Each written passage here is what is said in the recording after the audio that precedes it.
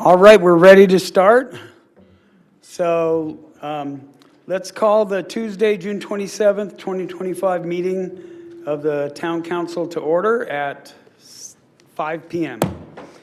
And first I want to mention, I guess I'll just mention it, there's nothing to report out of closed session. We had closed session before this, and there's nothing to report. Now we're going to have the opening ceremony, well, the call to order. So let's go on with that. Council members Abel. Here. Dennison. Here. Lombardo. Here. Schooler. Here.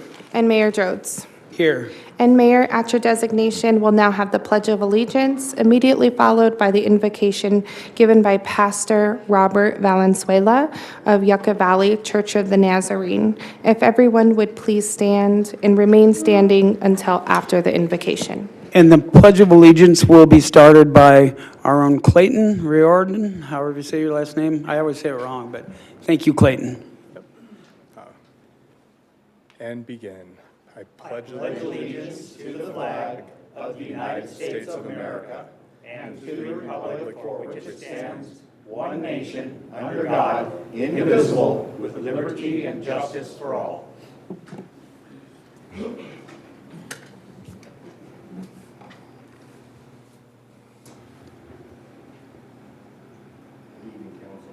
I just want to give a couple of thoughts, and then I just want to go into prayer. Thank you. I'm sorry. I just wanted to say thank you, Council, for having me here. Just a couple of thoughts as we go into prayer. The Bible teaches me that God is sovereign and has ordained the institution of government for the benefits of society. While government may not always be perfect or aligned with personal preferences, they are still part of God's plan and should be respected by all.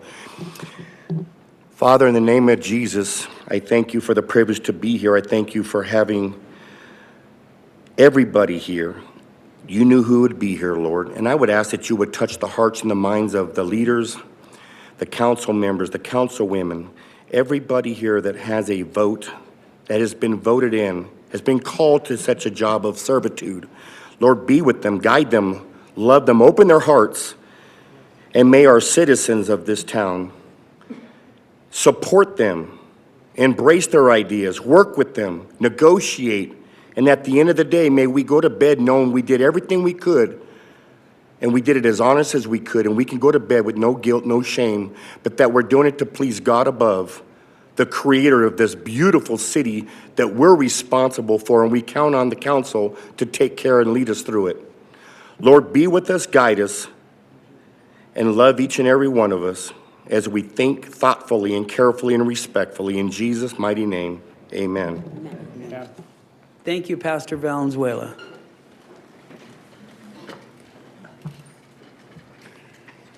Now we have presentations and introductions. So we're going to start with recognition of outgoing Parks, Recreation, and Cultural Commissioners. And that will be Sue.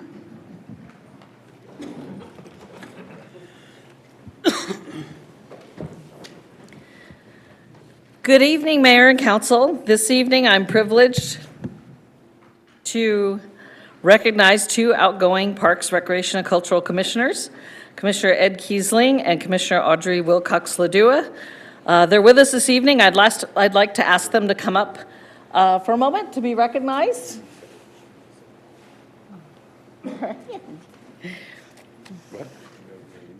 Audrey. Commissioner Audrey Wilcox-Ladua is a new addition to the commission, having been appointed by Councilmember Dennison in December of 2024. Unfortunately, she'll be leaving us at the end of June, but I wanted to mention over the last few months, her fresh perspective on town programs has been very valuable, particularly coming from a commissioner who grew up in the area, a family who is actively participating in town recreation programs for children. Audrey, we've thoroughly enjoyed your insights, your feedback, and your active participation that you've provided throughout your term on the commission. Thank you so much for your services to our residents. And although we're going to miss you, we wish you the very best in your new home. We're glad to know that we'll still see you and your family at our events. And we thank you for supporting our programs. It was really an honor to work with you. I'm also honored to recognize a longtime member of our Parks, Recreation, and Cultural Commission, Ed Kiesling. Commissioner Kiesling will be leaving the commission after an impressive run of service. Councilmember Lombardo originally selected Commissioner Kiesling in March of 2015, reappointed him in 2022, reappointed him again this January. So that's over a decade of service, including serving as chair and vice chair along the way. Commissioner Kiesling has been an active and engaged commissioner. He diligently attends meetings and was a regular at town events and programs. Ed really goes beyond the traditional duties of the position, volunteering for special projects, attending sports council, assisting with the crafting of the last 2 museum strategic plans, and attending town council meetings on behalf of PRCC initiatives. In 2016, he supported the High Desert Nature Museum's launch of the Children's Interactive Summer Exhibit program, which continues today with the Leonardo's Lab this summer. He supported the expansion of senior center services funded by Measure Y, and today the center boasts over 600 registered members. In 2018, he oversaw the updating of the Parks and Recreation Master Plan, which has served for the basis of the design of the new Yucca Valley Aquatics and Recreation Center. And of course, Ed is a huge supporter of the arts, encouraging the selection of the Yucca Valley Film Festival as the town's signature event in 2019. The commission also began a review of the public art policy in 2020. Ed's knowledge and connections with the local artist community proved invaluable, and in 2022, the town council adopted the new policy, the Public Art Fund, and began the current public art programming. Ed, you've had a very special tenure on the Parks, Recreation, and Cultural Commission. We are certain that you will thrive in your position as the executive director of the High Desert Artists Organization and Art Center. Please accept our thanks and appreciation for your leadership, contributions, and support. Commissioners Kiesling and Wilcox-Ladua, thank you so much.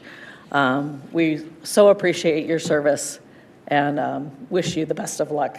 Would you like to say a few words? Sure. I'd like to say thank you to the town of Yucca Valley, and it's really been a pleasure and a privilege to serve on the Park Recreation Commission, and a great learning experience. I really feel like I have a deeper understanding of town government and how everything operates, and so I'm looking forward to continuing to support the town. Yes, and thank you guys so much. I wish I could stay longer, but I'm happy with what I've, been able to do here, and I look forward to continuing to come to many town events with my family. So thank you all. Thank you. And we'd be happy to take any council comments, followed by a picture with the mayor. Okay, should we ask that? Let's see if the public has any questions. Are there any public questions? No? Okay, so let's bring it back to the council. Any comments or questions? Jim? Sure, I'd just like to thank both commissioners. They both go back even further than their service on the commission. They both were employees of the town at one point and worked in the aquatics program. So we're very well acquainted with them.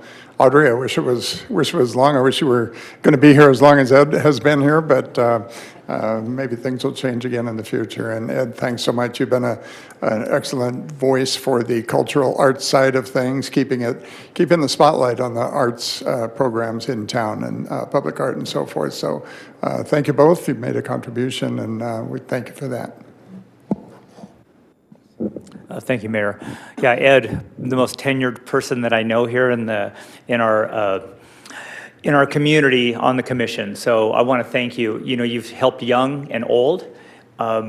You're always involved and especially brought more of an art perspective to our community, at least for me. Watching the things that you do, the things that you create yourself, and the fostering of young artists and even more tenured artists too.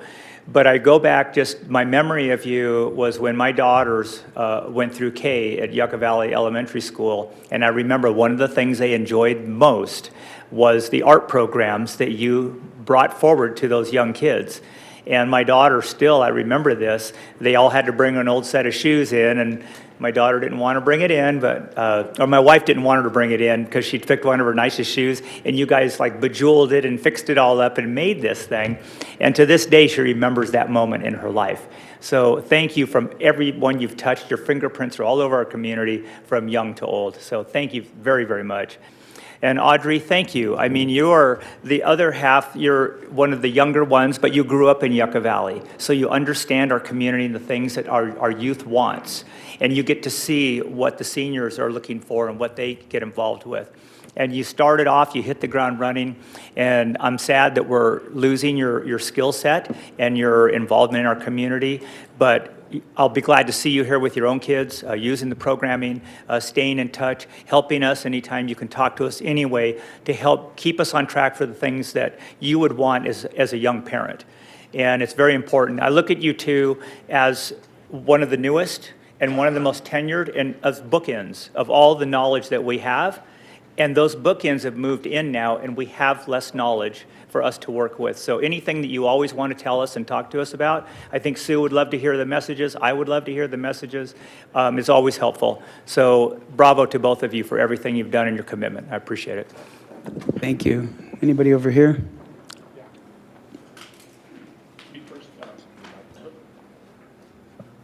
Let me first say thank you for your service, Audrey. I heard that you're leaving because your residence shifted outside of the town. Otherwise, you would want to stay on, right? Well, I'm sorry that those are the rules because we really could use your input. And I think you brought a lot to the commission. And I hope you'll stay involved.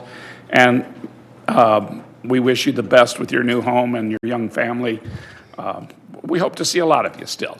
And feel free to bend our ears and give suggestions because we really do want to pay attention to those that are involved in it like you were here. And we value what you think and what you say. So thank you and keep us informed. Ed, we go back a long ways. I want to thank you for the support that you gave towards the idea of the film festival and making it a signature event here in Yucca. It was kind of a very meaningful and exciting thing for me to hear the idea from Matt when he first proposed that we have a film festival, and I'm glad that you picked up the ball and ran with it. And it's a great event here in Yucca, and I think it will continue for a lot of years. Your efforts in so many of the things helping to shape the way that the arts has grown and been interpreted here in Yucca. We owe a lot to you for that, and we thank you and all the commissioners. It's that community effort that makes our community even better every day, and we wish you the best. You're not going to be giving up the arts, and I hear that now that you're leaving the commission, you'll have more time to do other things, and we're looking forward to seeing what those projects bring to our community, and we hope to participate and support you now. It's our chance. So thank you very much. We do really appreciate everything you guys both did. Audrey and Ed, thank you so much for your service to the community. I appreciate it. I was able to be on the Parks and Recreation Commission as well. I know how important it is and how you're dealing with a lot of different issues, and I really appreciate it. You joined the team and did a great job in moving it forward.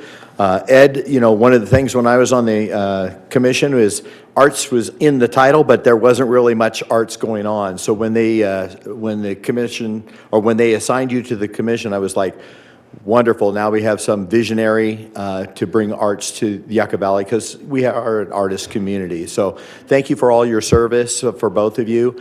One of the most important decisions council members make is selecting commissioners. Because of the impact that you have on the community. And our council's done a really great job in selecting both of you, and I know they have a big task ahead of them to fill your shoes. So again, thank you for your service. All right, and thank you to both of you, Audrey and Ed. We really appreciate your service, and even though Audrey, yours was short, hopefully you learned something also, and we appreciate your help. And Ed, you've been here forever, so it's pretty incredible. So anyway, are you guys ready to take a picture? Okay, let's go.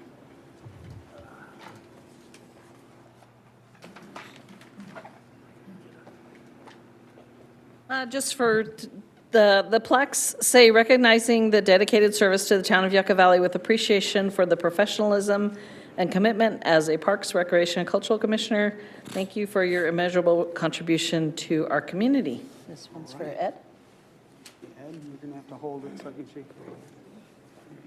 There you go.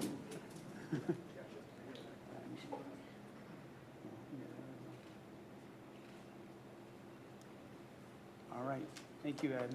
Thank you. For Audrey? Yeah.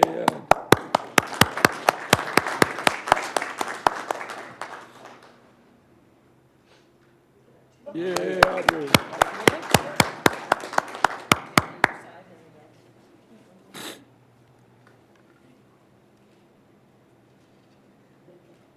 All right.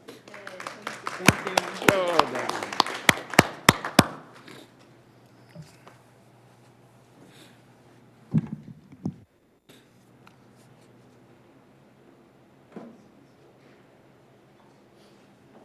I had a pin.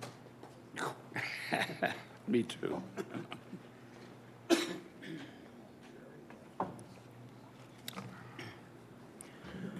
All right, that was wonderful. Again, thank you, Audrey and Ed. We're going to move on to item number 2, introduction of town employees.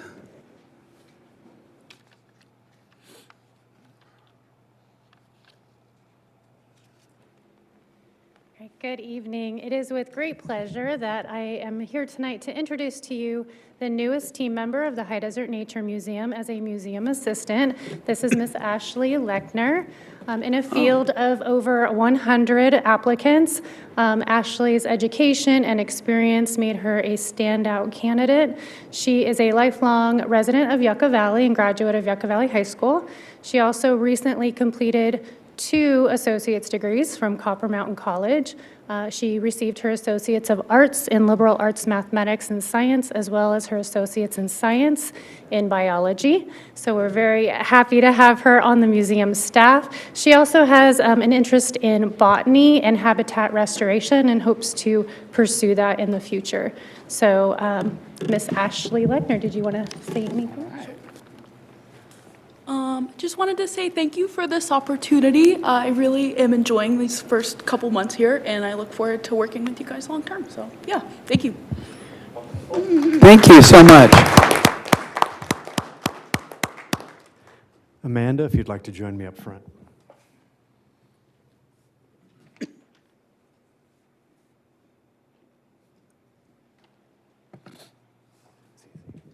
Mayor and Council, it's always a pleasure to stand before you and introduce new members of the town's team. This evening, I'd like to introduce Amanda Saliba. Amanda is the newest member at the Yucca Valley Animal Shelter. Amanda's position is technically Animal Shelter Specialist, Animal Control Officer 1. It's one of our hybrid positions that has both shelter responsibilities as well as field responsibilities. Amanda had been with us for a little while, part-time. She had to leave, and when this full-time position opened back up, she put her name back in the hat and successfully completed that interview process.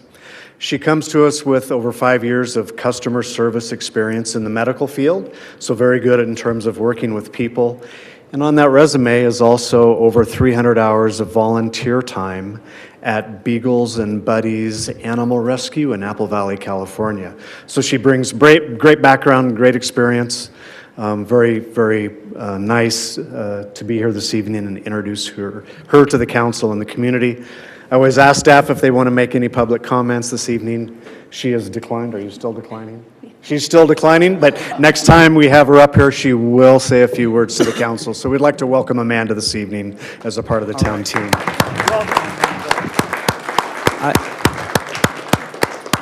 I have a question for you, Amanda. No, I'm just kidding. All right, thank you. Now we're moving on to the approval of the agenda. Would anyone like to move that forward? Mayor, I'd like to go ahead and move to approve the agenda as submitted. I'll second. Council members Abel? Yes. Dennison? Yes. Lombardo? Yes. Schooler? Yes. And Mayor Rhodes? Yes. Now we have the consent agenda. So these are all routine items, and does any council member want to pull anything from the consent agenda and discuss it? No? I'm looking for a motion and a second. Dennison will move the consent as presented. Is there any, oh, sorry, is there any public comment on the consent items? No, I see none. So now I'll look for a motion. I'll continue to move the item as presented. I'll second. Councilmember Abel? Yes. Dennison? Yes. Lombardo? Yes. Schooler? Yes. And Mayor Rhodes? Yes. Now we're going to have a public hearing, so we're going to open the public hearing. And this is item number 13, Assembly Bill 2561. So let's hear about that. All right. Good evening, Mayor and Council. The item before you is the Vacancy and Recruitment Retention Report as required by AB 2561. The recommendation from staff is that the Town Council receives and files the summary of Assembly Bill 2561 following the public hearing. Some background on this bill. On September 22nd, 2024, Governor Newsom signed Assembly Bill 2561 to amend the Myers-Milius Act to create a new obligation for public agencies to address the status of vacancies in public. The Myers-Milius-Brown Act was established in 1968. It governs labor management relations in all government employment fields, such as cities, counties, and most special districts. Although there are items within the bill that do not apply directly to the town, we are still required to provide the council an update regarding vacancies at least once per fiscal year. The presentation must be made prior to the adoption of a final budget. Although the town is not adopting a budget as we are in the middle of the two-year adopted budget currently, this report is still required under AB 2561. The report is also required to identify any changes to policies, procedures, or recruitment activities that negatively impact the town's efforts to reduce vacancies. Additionally, if the number of vacancies exceeds 20% of the total number of authorized full-time positions, there is a requirement to include the average number of days to complete the hiring process from when the position is posted. So currently, for fiscal year 24-25, we have a total of full-time budgeted positions of 49. During the same time frame, there were a total of 2 vacancies. We added 5 new positions, 4 full-time and 1 part-time. Total budgeted part-time positions currently on the authorized position list are 17. Within that category, total vacancies created were 4. We had a total of 6 voluntary separations during that time frame, which leaves our percentage of turnover at 10.8%. The new positions that were created, we had 2 administrative assistant, 3, one in planning and the other at the animal shelter. We had human resources and payroll coordinator. We had a full-time maintenance worker, 1 facilities that also duals and assists us in AV, and then a part-time museum assistant that you met this evening. Our current recruitments are for a deputy town manager, emphasizing in administrative and community services, and currently an emergency temporary maintenance worker 1 for facilities to help out while one of our employees is out on leave. The average time to fill the vacancies is roughly for full or part-time regular positions, 49 days. The recruitment timeline includes 2 interview panels, meeting with the town manager, and the normal pre-employment process, which is the background check, TB test, medical exam, and if required, a drug test. So the recommendation is to receive and file the summary following the public hearing. Staff would be happy to answer any questions. All right. Is there anyone in the public that would like to comment on item number 13, Assembly Bill 2561? Anyone online? No? Let's bring it back to the council. Are there any questions? Just a file and receive. Okay, I guess that's it. Okay, Thank you. thank you. Um, That's right. I guess I'll we'll close. move that we, just file and receive. Yeah, so let's close the public hearing, open up the regular meeting again, and let's go to department reports. Number 14, hazard mitigation plan adoption. Good evening, Honorable Mayor and Council. The item before you is the Hazard Mitigation Plan adoption, and the recommendation is that the Town Council adopts the Town of Yucca Valley Hazard Mitigation Plan by way of resolution. So just a little bit of background, the Federal Disaster Management Act of 2000 requires every local, county, and state government to have an approved hazard mitigation plan. In addition to minimizing the impact of major hazard events on the community, completion of a plan also maintains eligibility for future hazard mitigation funding following any significant disasters. The town's current hazard mitigation plan was last approved by FEMA on May 2nd, 2018. So in March of 2022, staff applied for hazard mitigation grant funds to cover the cost of updating the town's hazard mitigation plan and was awarded grant funds to cover 100% of the cost in March of 2023. Staff then issued an RFP in April of that year to select a consultant to assist with the town with updating the hazard mitigation plan. And in May of 2023, the Town Council authorized staff to enter into a contract with emergency planning consultants to assist the town in drafting the updated plan. And I have online on Zoom, Carolyn Harshman, who is the president of Emergency Planning Consultants. She is going to provide a presentation, which is going to give an overview of what a hazard mitigation plan is, what the planning process was for the town, and also information on the plan structure. And then it'll come back to me and I'll give the final recommendation again. Carolyn, I'm going to turn it over to you now. Yes, hello, excellent. I'm going to go ahead and share my screen.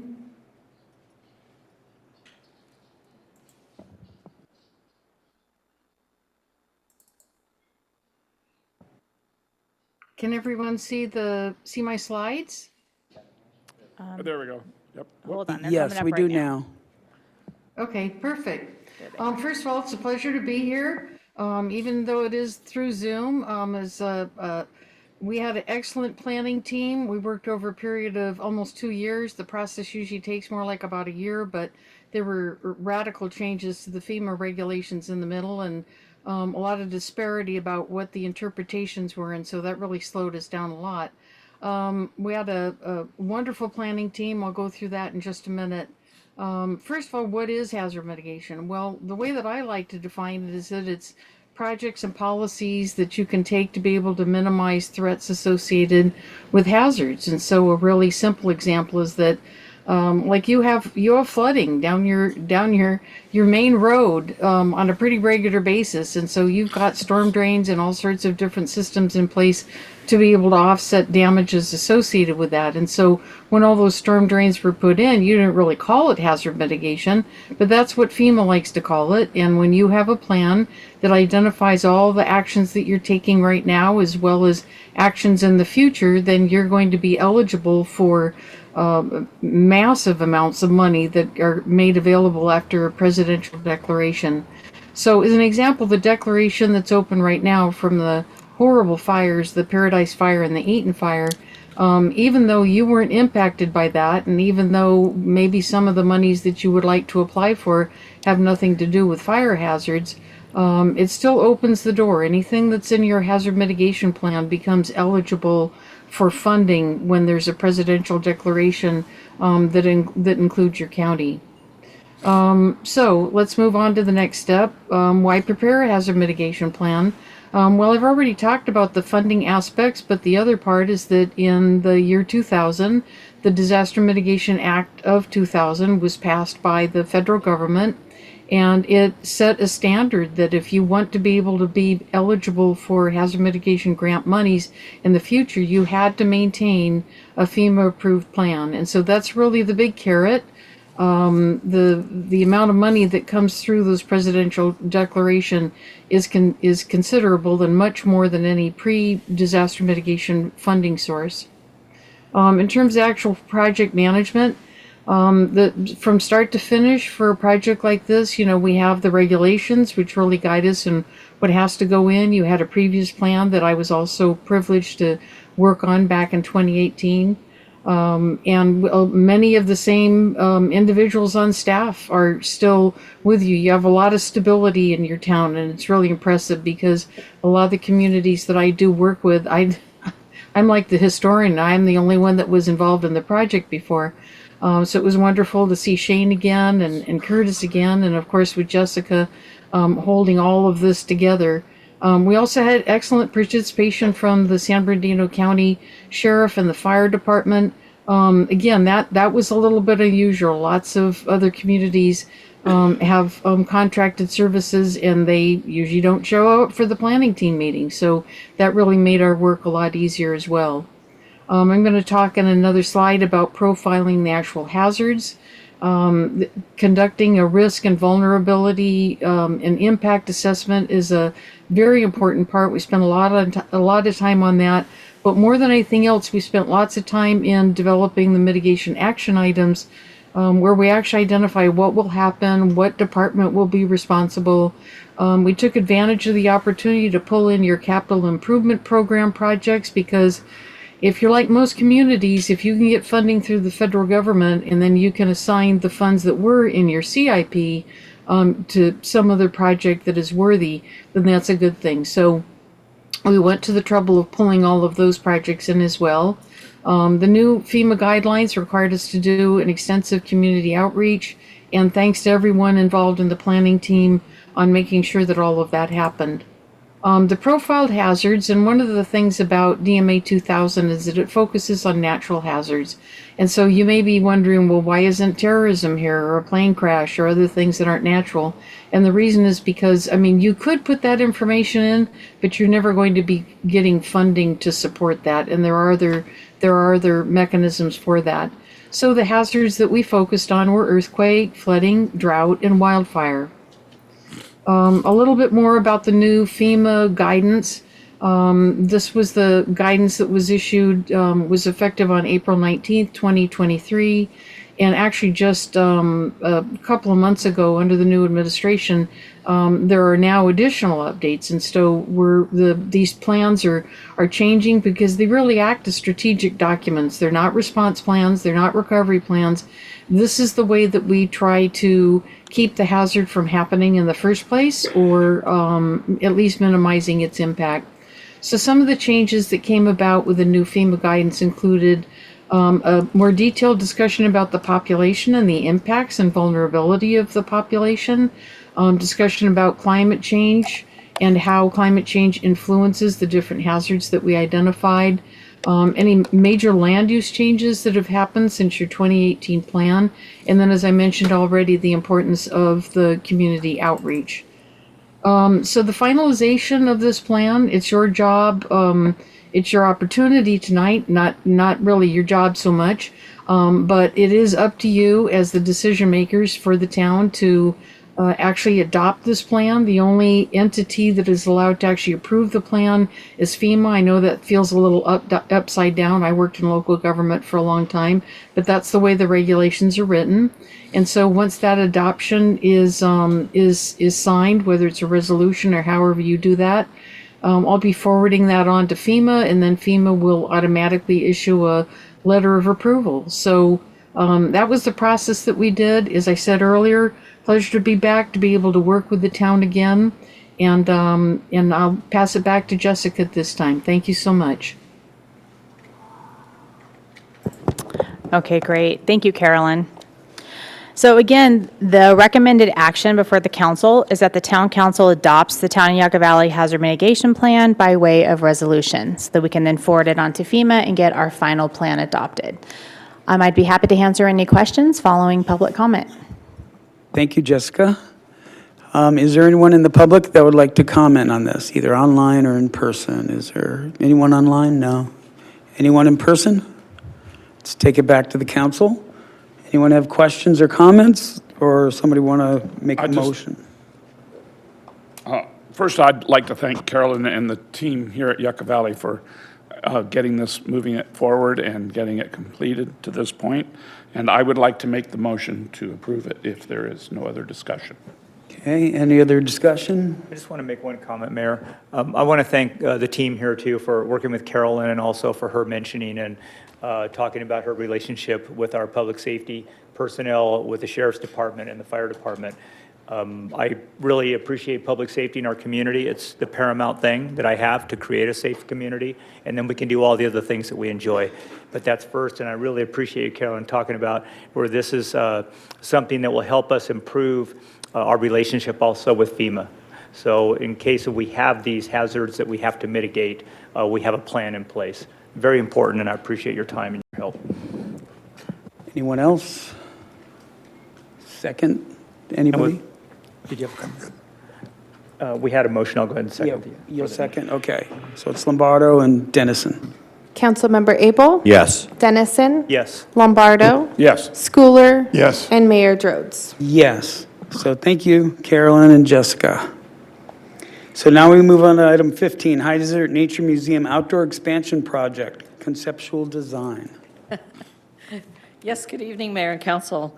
This item is the High Desert Nature Museum Outdoor Expansion Project Conceptual Design. The recommendation is that the Town Council approve a professional services agreement with RHA Architects in the amount of $13,020 for conceptual design of improvements at the High Desert Nature Museum, and authorize the mayor, town manager, and town attorney to sign all related documents and make any non-substantive changes.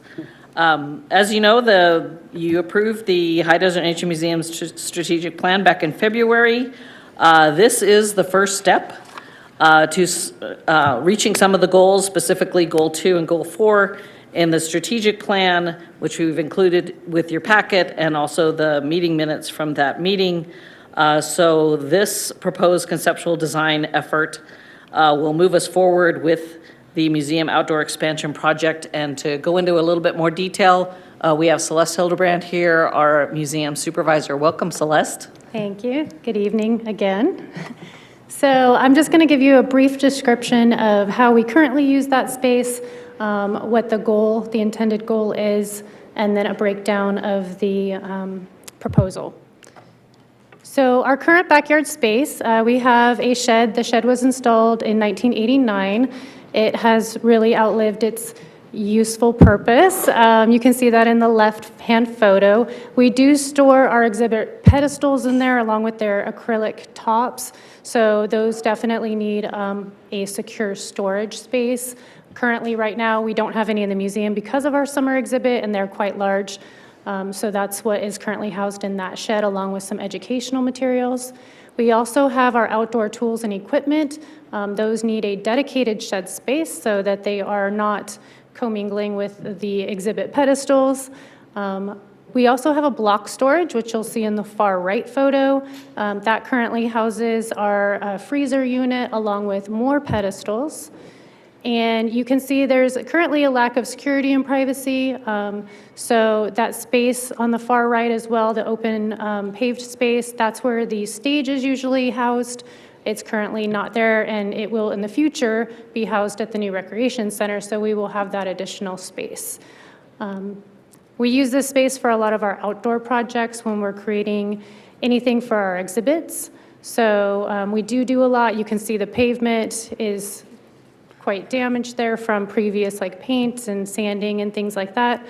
But we feel like this space actually is incredibly valuable and could be used to extend our programming. So our vision is to have an outdoor programming space and natural native plant garden.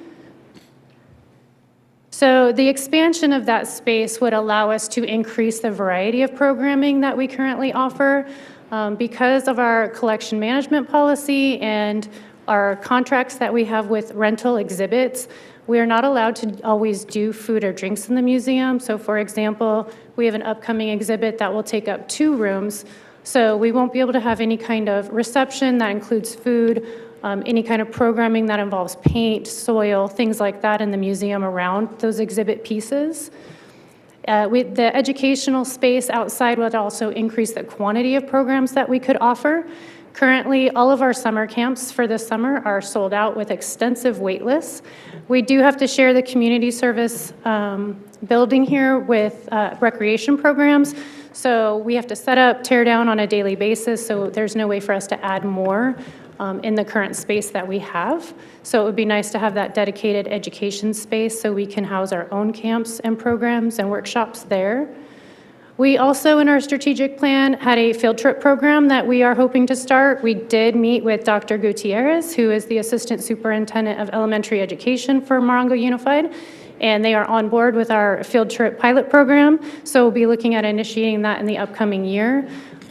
When I started several years ago, there was a capacity of 20 students for field trips, which, as we know in today's school climate, classrooms are not 20 children anymore. You're looking at least 30, and usually you have at least 2 classrooms who are sharing travel expenses. So you're looking at a minimum of 60 children who are wanting to come to our museum, so that extra space would allow us to accommodate more students from our district. And it would also allow us to have an outdoor reception space. So anybody who came to our recycled art reception knows we had over 300 people in the museum at one time. It gets very crowded, especially you have food and drinks and art, and sometimes they don't always mix. So having that outdoor space would allow us to move the reception space outside. Our programs have been selling out. Almost every program we do is at capacity, and that requires us to shut down our natural history room, which is where we have most of our programming, from anywhere from 1 hour to 4 hours. So visitors who come from Europe, from all over the United States, from all over the world, they come to the museum, and unfortunately a third of it is closed when we're doing that programming. So this would allow us to keep the museum open, all of our spaces during our open operating hours. So this is the expansion layout. So currently on the left, you'll see just a very basic layout of our backyard space, along with the future layout, which would include the enclosed courtyard, a combination classroom and storage building, and then in the far back, we already have a Connex storage that could be placed in the back. So the concept design, it does include project coordination and meetings, site research and a base plan, concept design and cost estimate, as well as a final design and cost estimate. And these 4 items would come out to $13,020. The initial 2 phases, the phase 1 is the concept design to be completed by the end of 2025 with a report back to council immediately following, hopefully as soon as early 2026. And then finally, phase 2, that effort will include a comprehensive demolition plan, construction plans, details, planting and irrigation plans, plan check coordination, and final construction cost estimate. And the cost of phase 2 is estimated to be at $40,000. So that concludes my presentation. I am happy to answer any questions following public comment, and I'll also send it back over to Sue. Thank you, Celeste and Sue. Is there anyone in the public here in person that would like to ask a question or say something about this? Is there anyone online? We have one person online. Eric Menendez, I'm requesting to unmute. You have 3 minutes to speak. Hi there. I just wanted to speak in support of this item.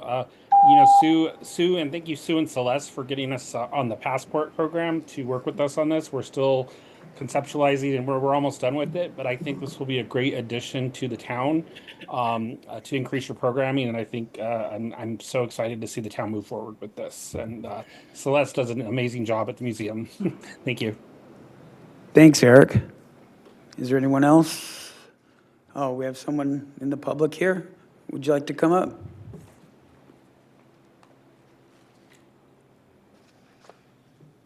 Lori Herbel, Yucca Valley. It's a great project. I just wanted to make a suggestion. As many of you may know, the desert tortoise is an endangered species, and what a wonderful thing it would be to bring an area where you could house some desert tortoises and teach the community about them. The Living Desert has a wonderful program there where you can adopt them legally. And that could be part of the education process, that people could actually adopt them legally and care for them. There's a lot of them available. So anyway. Thank you, Lori. Anyone else? Yeah, go ahead, James. Come up and say something nice and not difficult for once. Hi, James Porter, Yucca Valley resident since 1984. So I grew up here, obviously, since 1984, and I will say that the High Desert Nature Museum has always been like a gem of Yucca Valley. Like I as a kid, I remember visiting it when it was just a little tiny place, and it was part of my introduction to life in this part of the desert, and I have really fond memories of that as a kid and going there during school. And any improvement to that museum would be fantastic. It's a long time, 40+ year for me, shining star of Yucca Valley. So I think it's wonderful. Thank you, James. Is there anyone else?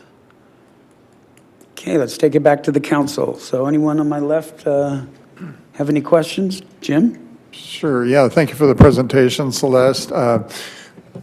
Wonderful vision. I know that over the last 30 years, at least, various iterations of this vision to kind of fulfill the need for additional space and outdoor space and storage and so forth have kind of bubbled up and then kind of simmered back down because of lack of funding or whatever.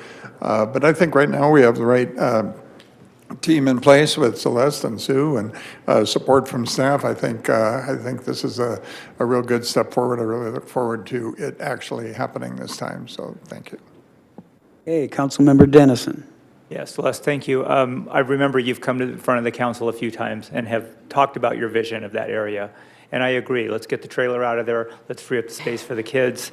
I have no questions about it because your agenda item is very detailed and talks about everything and the creativity that's being put into it and why we're doing it. And James made a good comment about even my kids came here and wonder, pushing the button and watching the bugs glow and stuff like that. I mean, there's lots of things there for children to get engaged in.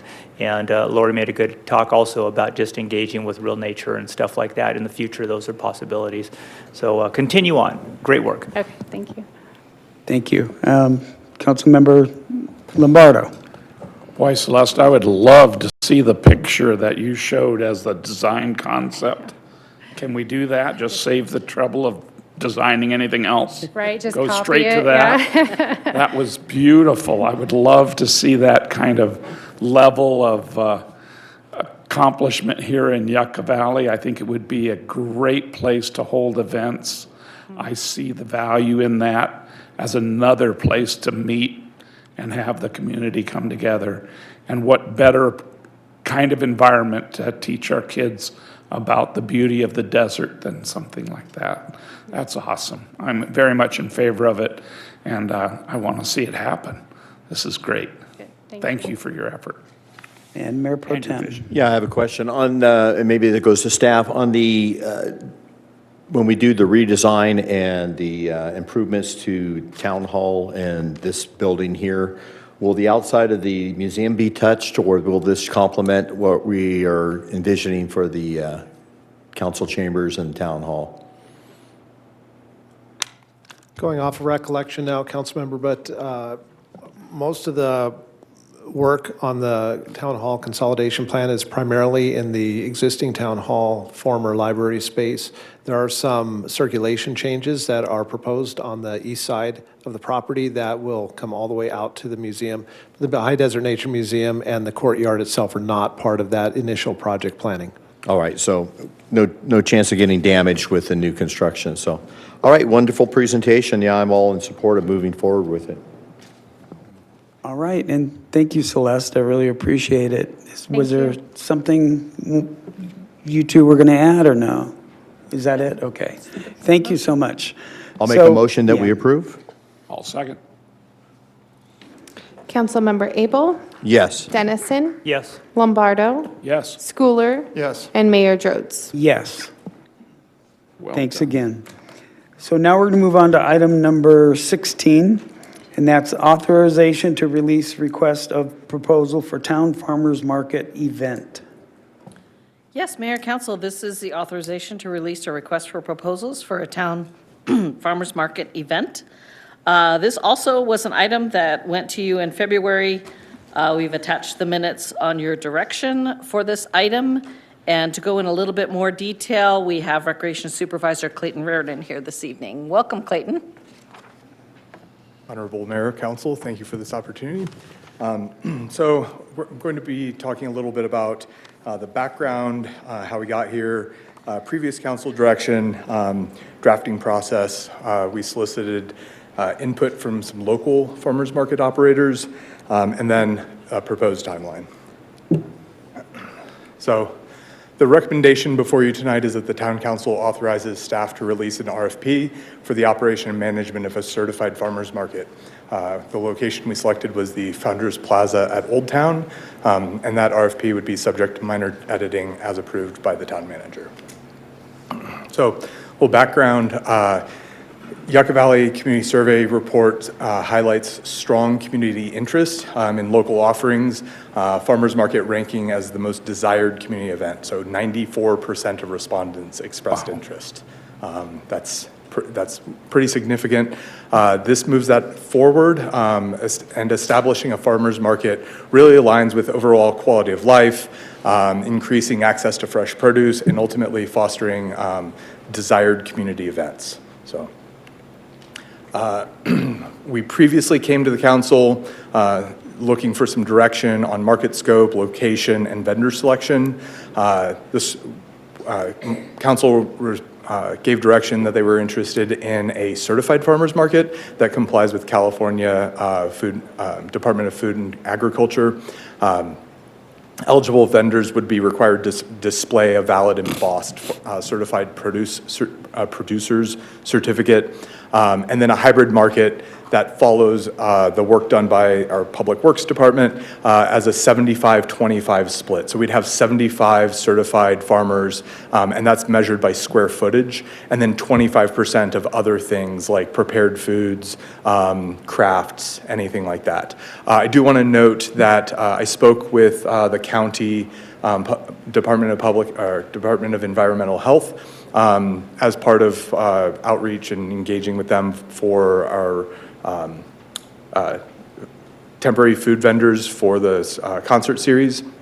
And they happened to mention some stuff about farmers market. So I got to actually pick their brain a little bit about that.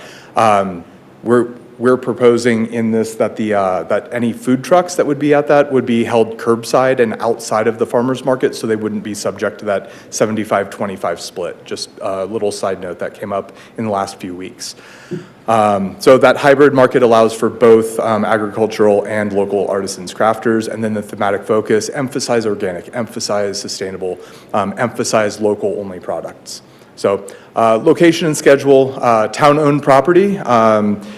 The selection, the site analysis selection identified the Founders Plaza at Old Town as the ideal site. So we'd highlight and showcase that new location, and also it would be an opportunity to show the community what you can do in that space. It's a rentable portion of town, businesses, partner agencies, really utilizing and showcasing something right along the highway in the heart of Old Town. And then day and time, council direction was that, operators should recommend the best schedule for the market. Really, there are other markets going on, and the vendors, the operators that are going to be reaching out to the farmers, to the artisans, to those individual vendors. They're going to have the best idea of when we can leverage people from different parts of Southern California, Riverside County, San Bernardino County, and also and how we're going to be able to fill that market and be successful long-term. So leaving that up to the operators as part of their response is how we're going about the day and time selection. And then vendor criteria: we do want local farmers. We do want, and we identified local as Riverside County, San Diego County, Imperial County, Kern County, LA County, Orange County, and or San Bernardino County. So talking to a number of different operators, identifying where produce is coming from, those are the counties that we wanted to be able to capture a large enough selection of growers, of producers, to meet that 75% certified farmers. And then prepared foods allocated as part of the 25%. So anything like bread, other baked goods, that's all in the other selection. So anything that's not actual produce, actually grown, isn't eligible as a certified farmer's item. They don't qualify for that embossed certified producer certificate. So all of that would fall in that 25% other criteria. And then SNAP and EBT eligibility, that was a priority that we received from council. We have some notes on developing the situation at the state level. So they have, there are some things going on. So currently farmers are trying to keep up with that. We don't know how that's going to end up shaking out, but we don't want, we're being cautious about making that an absolute requirement in the RFP without knowing how that's going to affect their ability, the operators or respondents to the RFP's ability to fill 75% of the square footage with farmers that are SNAP and EBT eligible. So, and then of course, vendor selection, non-food vendors, as well as things like baked goods, so artisans, crafts, other small businesses.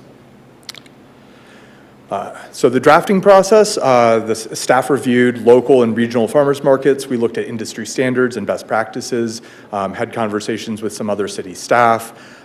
We brought RFP options to council for direction, and we sought operator input. We brought all of that back, engaged with local operators on the actual draft of the feedback of the RFP. So the last, once we came back with a solid draft, sent that out to the operators for both the 29 Palms Farmers Market and the Joshua Tree Farmers Market, looking for their feedback and their comments. We reviewed and integrated feedback as appropriate into the draft before you tonight. And then location, again, Founders Plaza, great site, it's new, highlight what we're doing in town, highlight the success and development of new parks and facilities. It's right on 62 for high access, high visibility, promotes the new facility, and it showcases the viability of the facility as a rentable space within the community. The timeline before you, RFP date, we'd like to release that in early July, submittal deadline of September. So we've got about 60 days. Internal reviews of those submittals by later in that month. Respondent interviews late September, early October, and then selected respondent. We'd go through contract negotiations early October to mid-October, and then respondent award, a council meeting, either the meeting late October or early November, depending on how the rest of those timelines and the negotiations go. So again, thank you for the chance to bring this back. We would be happy to answer any questions following public comment. I do have a question for you from the Mayor Pro Tem before public comment. A real quick question. Yeah, Clayton, I don't know, can you go back to the slide that says the council recommendations? And then I'm not sure if you prepared the slide or somebody else did, but I don't remember council direction on food trucks being at a farmer's market off-site. I don't remember that discussion. I remember we talked about using the plaza for food truck events, but not during the farmer's market. The food trucks would have been eligible under, generally speaking, the food trucks would have been eligible under the 25% other. Generally in farmers markets, that's how that's covered. So if an operator wants to have food trucks, they would be included in the square footage under that other percentage. During a conversation with county staff, clarified that if they were in attendance and they were not within the farmers market itself, but say the farmers market's on Elk and it takes up, we close down the street at Founders Plaza, leave the parking lot open, food trucks could still be in attendance, but they wouldn't be within the square footage of the farmer's market. So we wouldn't be having them at the farmer's market, but they could be curbside. But I don't remember that being a council direction. No, sorry. I included that as just a sidebar during my comments with counties. It wasn't council direction to go out and find that. Okay. You're right. All I right. apologize. No, that's all right. I just want to clarify. Also, just had a question on, so it would be up to the person, perhaps the vendor themselves, where they would allow a food truck to be at the farmer's market, or do we have no choice, but if they parked around the corner, close and visible to the farmer's market, they could, by law, be able to park there?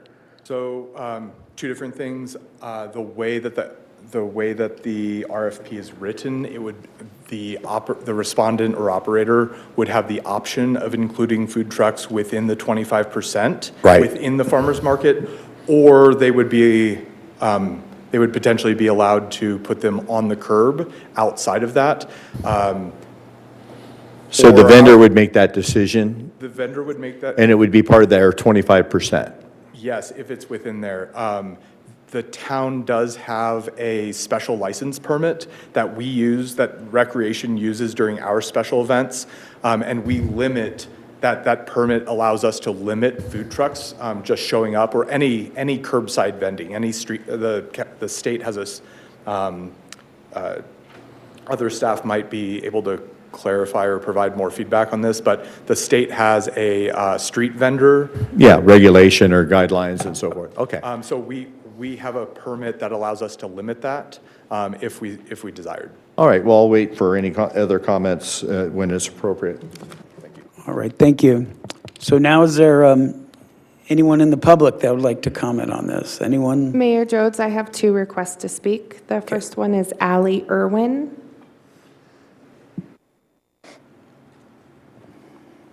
Good evening, everybody. Hi, Allie. Hi.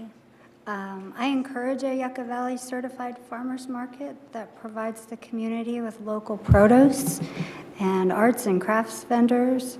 I encourage the acceptance of SNAP and EBT if possible, and I strongly urge you to not allow petting zoos, pony rides, or camel rides at a Yucca Valley market.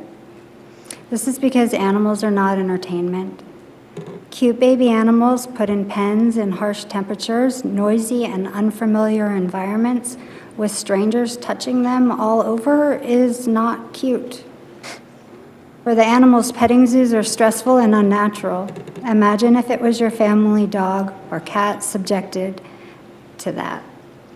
Petting zoos teach kids that animal exploitation is okay, and it's not. And did you know those little goats and other cuties carry zoonotic diseases? So those are the diseases that jump from animals to humans. What kind of hygiene do you see at farmers markets? Have you seen children and adults trying to pick the best tomato or orange and feeling each one? Can you imagine if they're doing that after they've been in a petting zoo? Outbreaks of illnesses like E. coli and Salmonella have been linked to petting zoos, and so the combination of a market and a petting zoo is a health risk.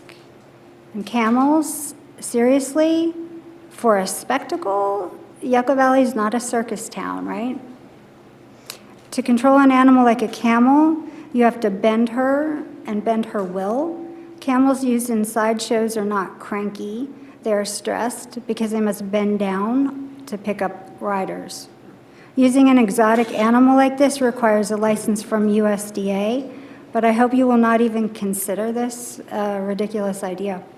Stick with the food. Educate kids about good nutrition, not animal exploitation. The Joshua Tree and 29 Palms markets are wildly successful. They're doing it without animals. I really hope you'll consider my opinion. And noting that currently in Yucca Valley at the high school, the farmer's market that's up right now has a vendor who has camel rides and a petting zoo. Thank you. I please hope you'll consider. Thank you. Thank you, Allie.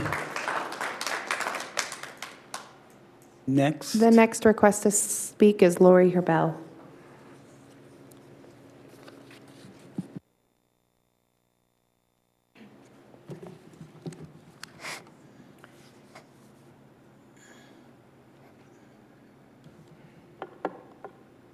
Good evening, Mayor and Council. Thank you for this opportunity to speak. Just to give you a little bit of my background, I have been in farming for 38 years, 20 years as a farmer in Fallbrook, attending certified farmers markets throughout LA County and Orange County, San Diego County. And I have been a certified farmers market manager for the past 18 years. I'd like to speak on the purpose of a certified farmers market. The number one purpose is to help sustain the family farms. This effort was launched by Governor Jerry Brown. He signed the Direct Marketing Act in 1978. Prior to this, there were strict regulations on how farmers could sell their produce. The regulations were designed to support large-scale commercial agriculture that had nearly eliminated direct sales from farmers to customers. The Direct Marketing Act has paved the way to help sustain small family farms. In California, there are over 700 certified farmers markets in operation, helping to sustain the small family farmers. Certified farmers markets are a place where the community can meet the farmer that grows their food. It's a place where the community has healthy, fresh food choices, and most of the farmers pick their produce the day before the market, so the produce is very fresh and has a long shelf life. A well-placed certified farmers market can help provide a walking district that complements and supports surrounding businesses. A certified farmers market should not compete with local businesses, but enhance those businesses, which will naturally help bring growth and help revitalize the area it is placed in.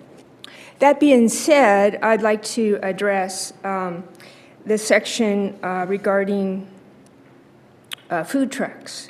Food trucks would create a competition with local restaurants, and in addition, any potential restaurants. Typically, people only have so much money to spend at a certified farmers market. Sharing those funds with food trucks can make it difficult for farmers to continue a commitment to a particular certified farmers market. I'm running out of time. Can I have a little bit more time? I have some things I'd like to talk about from the agenda. Well, we usually stick with the 3 minutes. I'm sorry. If you want. It's regarding the financial agreement, and I mean, it's really important. Well, I don't know if you want to wait around till the end of the meeting, and you can speak at the end if you like. Sorry, Lori. Thank you.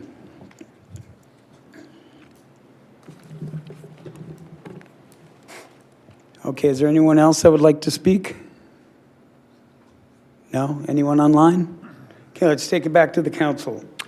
Yeah, I would like to start off. First of all, was there any mention of any kind of animals or anything like that involved with the certified farmers market?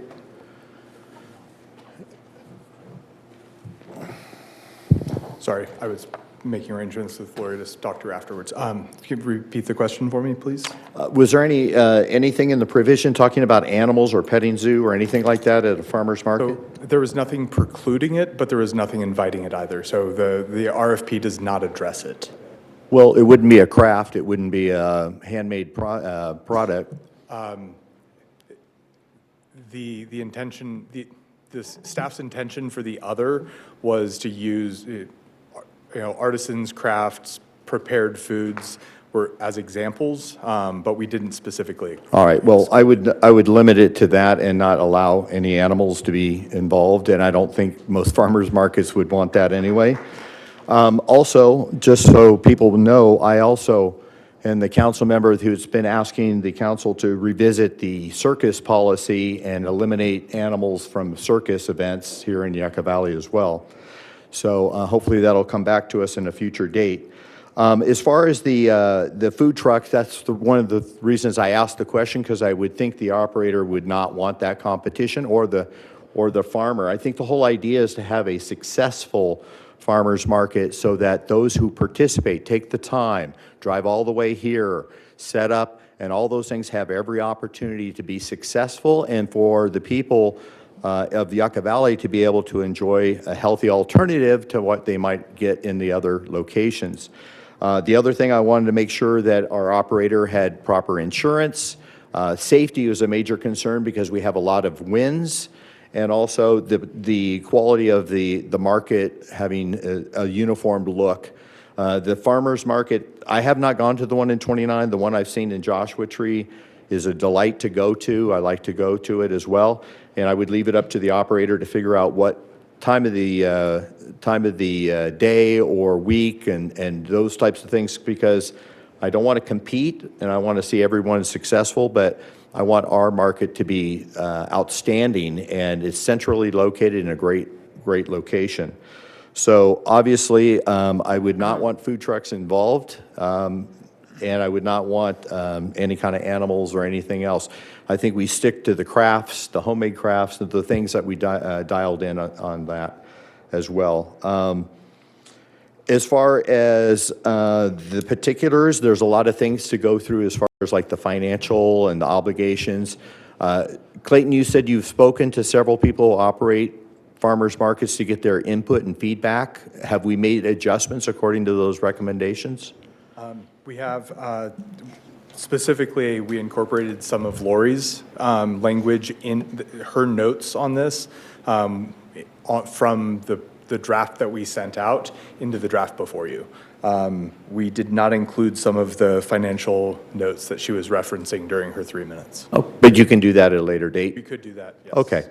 And of course, we're not reinventing the wheel, so going to somebody who's been successful at it, just like the film festival. We got somebody who's done film festivals. It's been successful. We're not learning as we go along because we bring in somebody, a vendor that is qualified. So I'm looking forward to it. Time frame is a long process, but I think, again, we want to make sure and do it right. My last question is, at the Founders Plaza, we're talking about having events held there.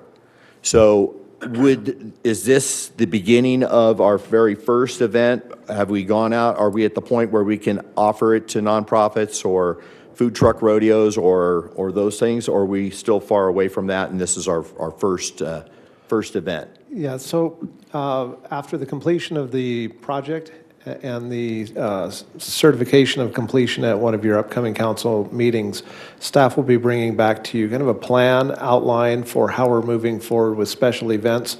This is separate from that. We want to be able to accelerate and move this process forward, but at the same time, let the council know where we're at on individual special events as well as event rental space at that location. And this vendor would have, if we approve or bring that forward, that this vendor would have reassurance that they've blocked out that particular day or that evening or those hours.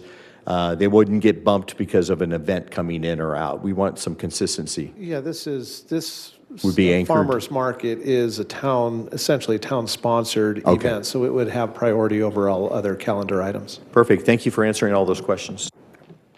Anyone else? Any council member? Lombardo?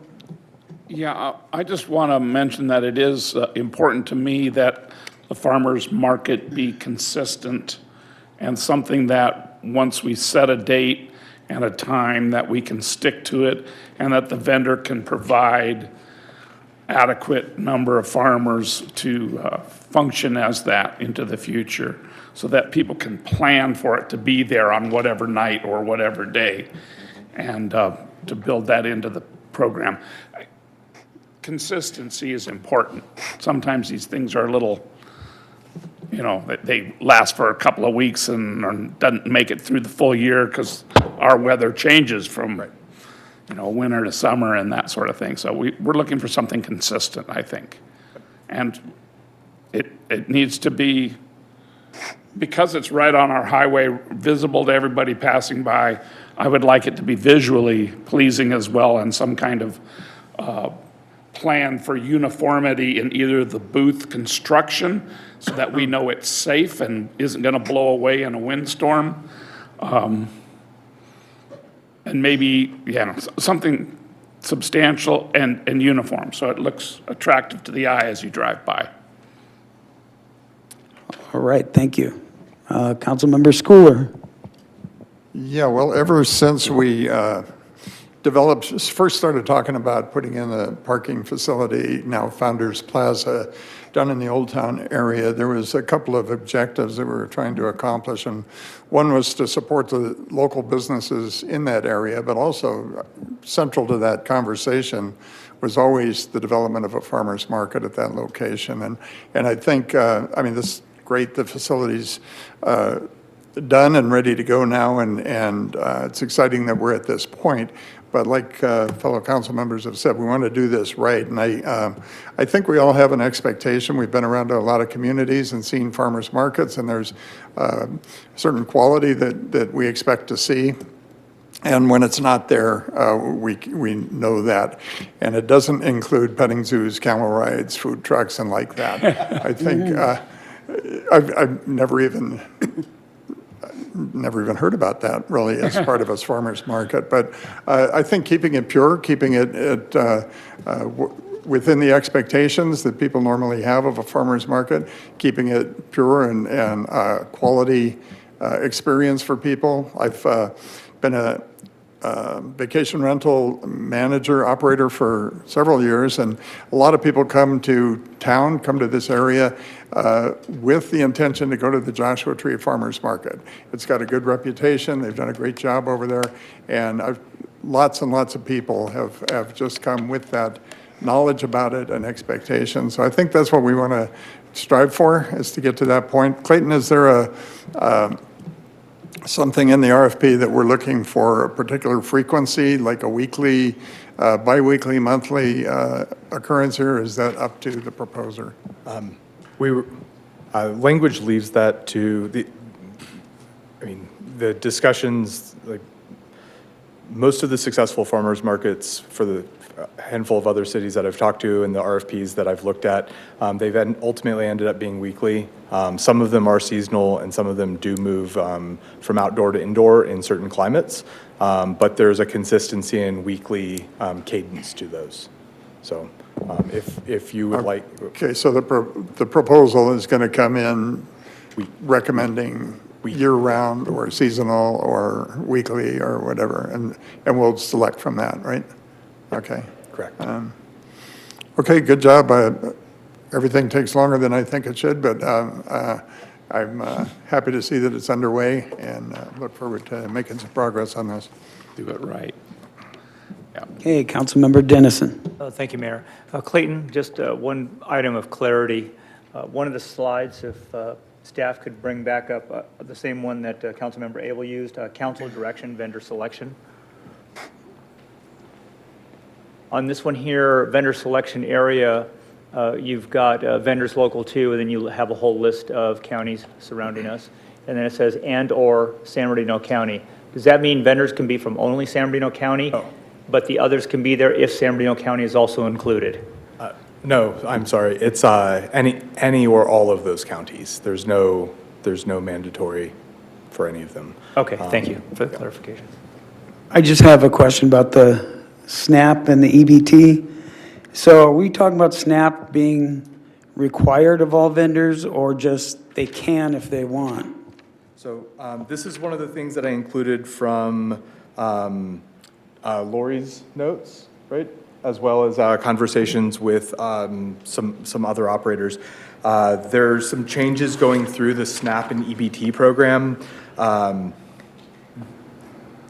It's at the state level, and those changes are pretty significant for small farmers being able to get cleared in a reasonably fast manner. What kind of resources they're having to allocate to get that done. The comment or the language in this RFP says vendors are expected to make good faith efforts to align with SNAP EBT eligibility and participation as updated systems and guidelines are clarified by state authorities. So, I mean, the council direction was that council wanted to see SNAP and EBT certified farmers, right? They wanted to see those vendors providing SNAP and EBT benefits, and at this point, we don't want to limit our respondents by saying you have to do this because of the burden and the status with SNAP and EBT at the state level. So we added the language that they make good faith efforts. So if something changes and things solidify by the time we release an RFP or continue drafting it, we can change that language. And we can also address that again during the contract negotiations with the selected respondent. Yeah, I think the language is fine for now, as long as they're trying, or we have some people that were SNAP. I mean, I think the people with SNAP might get more business, so it might encourage others. Okay, that's it for me, so One question. yes. Clayton, in this EBT thing and SNAP, is the state mandating things that make it more expensive for the small farmer to participate? More difficult, more paperwork, more bureaucracy? I'm not clear on exactly, I'm not clear on that side. I talked to either operators or a municipality that just described the situation as it's being difficult. And for some existing markets, they're providing flexibility for those vendors that would otherwise be required under the agreement. Got it. Okay. So I appreciate your looking at that. Lori, about how many do you have vendors that have the SNAP EBT? About what percentage roughly?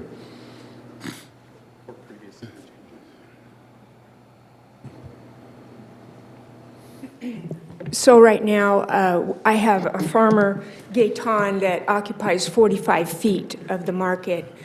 I have 14 farmers in attendance, but he takes the majority of the space.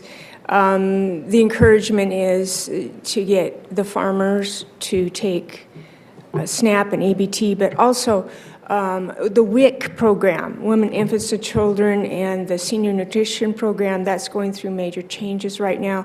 The farmers have to sign up, they have to go through courses, they have to have a app on their phone, and it's gone from checks for the Senior Nutrition Program and the WIC program to plastic. And so the farmers have to set up a separate checking account, and there is a language barrier with some of the farmers. A lot of the farmers are Hispanic. They're also Asian descent. There's some Caucasian, not many.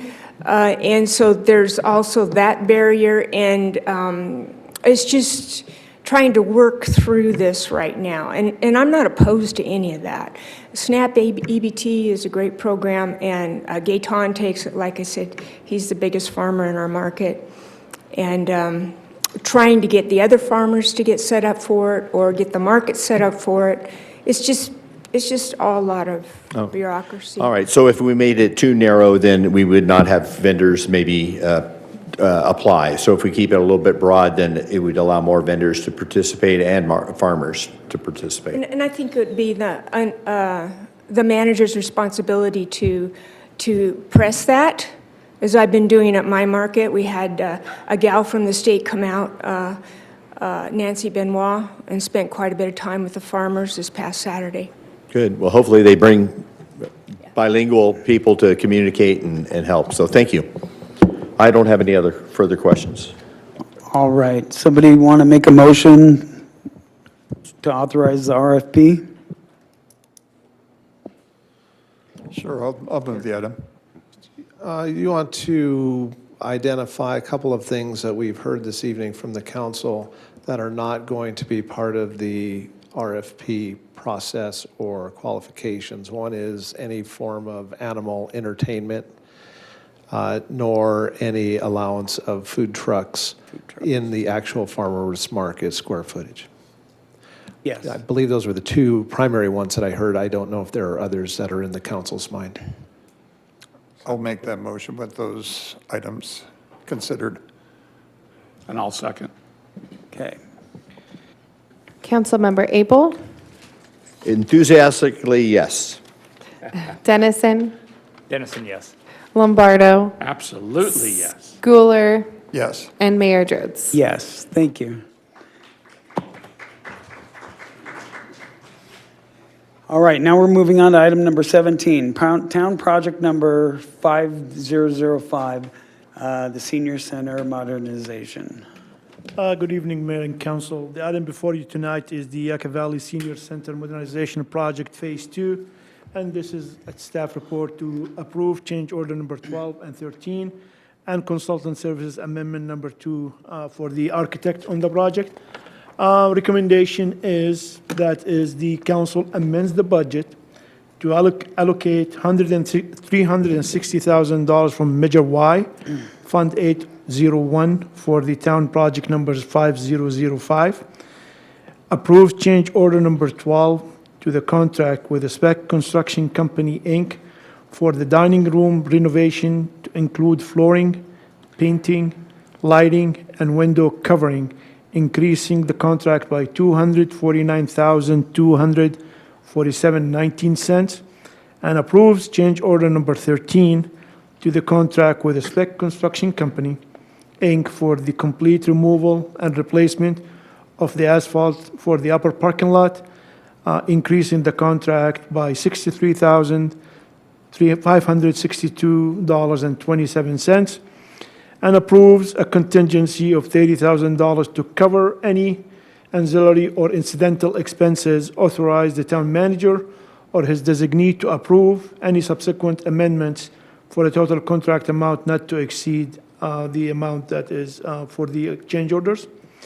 And then approve amendment number 2 for an increase in the amount of $15,134.51 to hold architects to assist with design and submittals approval for change order number 12, increasing their contract amount from $268,223 to $283,357.51. Wow, that's a full month. Thank you. So the contract, the main contract with the contractor right now for the senior center is basically to renovate the front counter for the front office for the senior center and the bathrooms. So that is the major project that is the contractor have submitted bids on, and also includes landscaping around the senior center, and also including ADA access to the senior center from the upper parking lot to the senior center, including some modification to the parking in this area to have a handicap parking for participants of the senior center. So this is a photos of what is the site progress pictures as we go. This is the old pictures that we have for the lobby. And then this is what it looks like now after it's buried and after we took everything out. This is the old, if you guys remember, this is the old restroom that is we have at the senior center. And now that is what we have is all the studs and all that is ready for framing, waiting for the air conditioning duct to go in before we do that. But that is the framing for the new handicap approved and easy access bathrooms for the senior center. This is the parking lot that, as we talked about, this is where we're going to be creating a handicap parking for the participants of the senior center. And this is the upper parking lot that we talked about that is we would like to replace, and that is how the path for the ADA access to the senior center for the future use. And this is some of the work that has been done in the area. That is, I believe, that is, what is that road? This is across from the senior housing project. Also, that is continue. That is will be a path of travel for the senior that is living in the senior housing project in Domosa to access to the senior center. This is the bus shelter that is completely removed. It will be replaced. It will be put in that area when it's all done. And this is how the landscaping look like currently for the new senior center project. So I want to take a moment and explain that is what is the exterior of the senior center will be looking like after we complete with the painting of the outside of the senior center. As you can see, there is 5 different colors that is incorporated into the outside of the senior center just to make it look like, and that is the theme that is in the future for the project that we will do with Town Hall. It will follow the same theme and follow the same color, so it will be all incorporated, all integrated within the same complex and the same compound for the Town Hall. Just a reminder, that is the project that is the addition that we're looking for the dining room area. It is basically to improve the look and improve the quality of lighting and improve the dining room area. That is by completely removing all the flooring that we have there and replace it with carpet. And also we will be painting the whole dining room area, and we'll also be replacing the lighting with LED lights, make it more light for the seniors. And also there was some kind of complaints from staff and from seniors about the windows that we have at the roof and the top of at the ceiling of the dining room area. So we're going to be including covering that is going to be controlled by electrical control. We can open them and shut them at any time during the operation hour. That addition to the senior center project will not cost timing. The project is still with that modification. It will set to be completed by November 3rd of 2025. So that will be as a subcontractor will come in and do the whole thing for the whole area. So that is included in the timing. And the staff is still coordinating with Parks and Recreation Department to ensure that the food service is not disturbed in any way or shape for the seniors.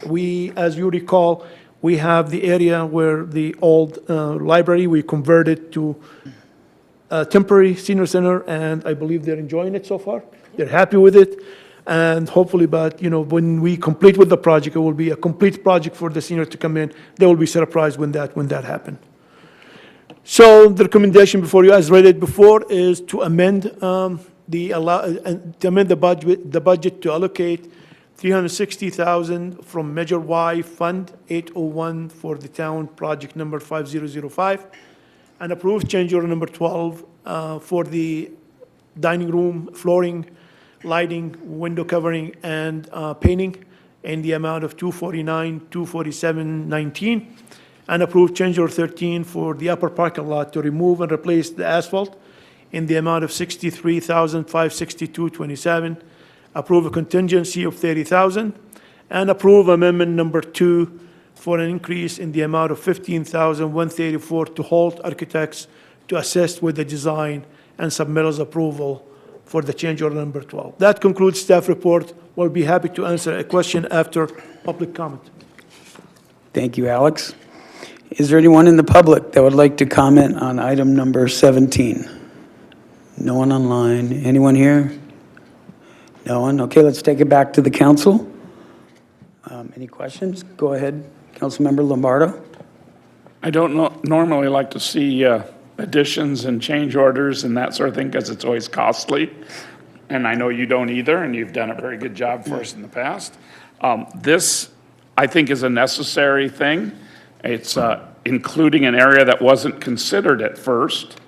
And I think it's important to bring that dining room area and the environment that you sit in and participate in things up to a level that will match the new front office part, back office area, and the front of the building and landscaping, which seem to be coming along nicely and will add a lot to the experience that happens there for the seniors, and I'm in favor of it. The colors on the outside, you say, are going to coordinate with what's anticipated for the main building upgrades that are coming in the future. Is that correct? That's correct. The town hall expansion and town hall project that will be hopefully bringing up to you soon. Okay, very good. I'm in favor of it. Mayor Pro Tem. Alex, just was a question. I've not been up to that upper parking lot area. It's not used all that often unless you have a very large event, in my opinion. It's not used all the time.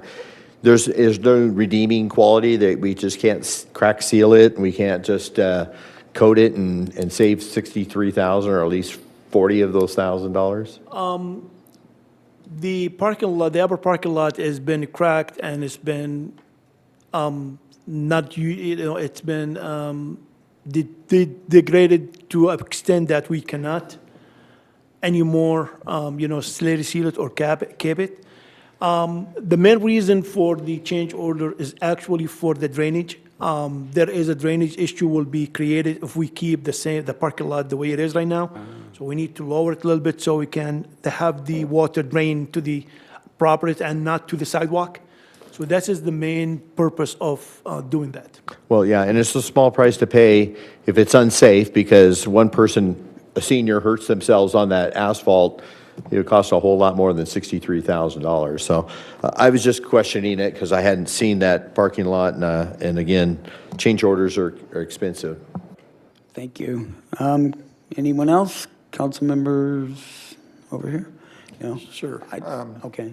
That building has been used for a lot of things besides senior lunches over the years. It's become a place for wedding receptions, Pelican dinners, and a lot of community gatherings. So I think the upgrades that we're talking about here should spread throughout the facility and give it a fresh look. And going forward, I think it'll serve it well. So I'm in favor of the amendment here. I have one more question. Yes, go ahead, and then I have a comment. The flooring that we currently have there, is it hard like this flooring, or is it carpet? It is linoleum. It's like same flooring that you have here. Okay. And the carpet or the flooring you're going to replace, the new stuff is? The carpet, they are carpet squares. Carpet squares, okay, so they can be removed if you need to replace. It's like if one piece is damaged for any reason, it's easier to remove and replace. Got it, yeah, we used that in my dental office, it worked very well. Yeah. Thank you.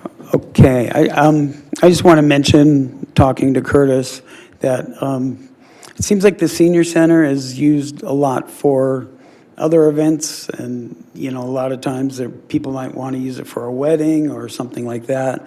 So maybe we should have the Parks, Rec, and Cultural Commission look at it and see about renaming it, because when somebody says my wedding is at the senior center in Yucca Valley, that's kind of funny.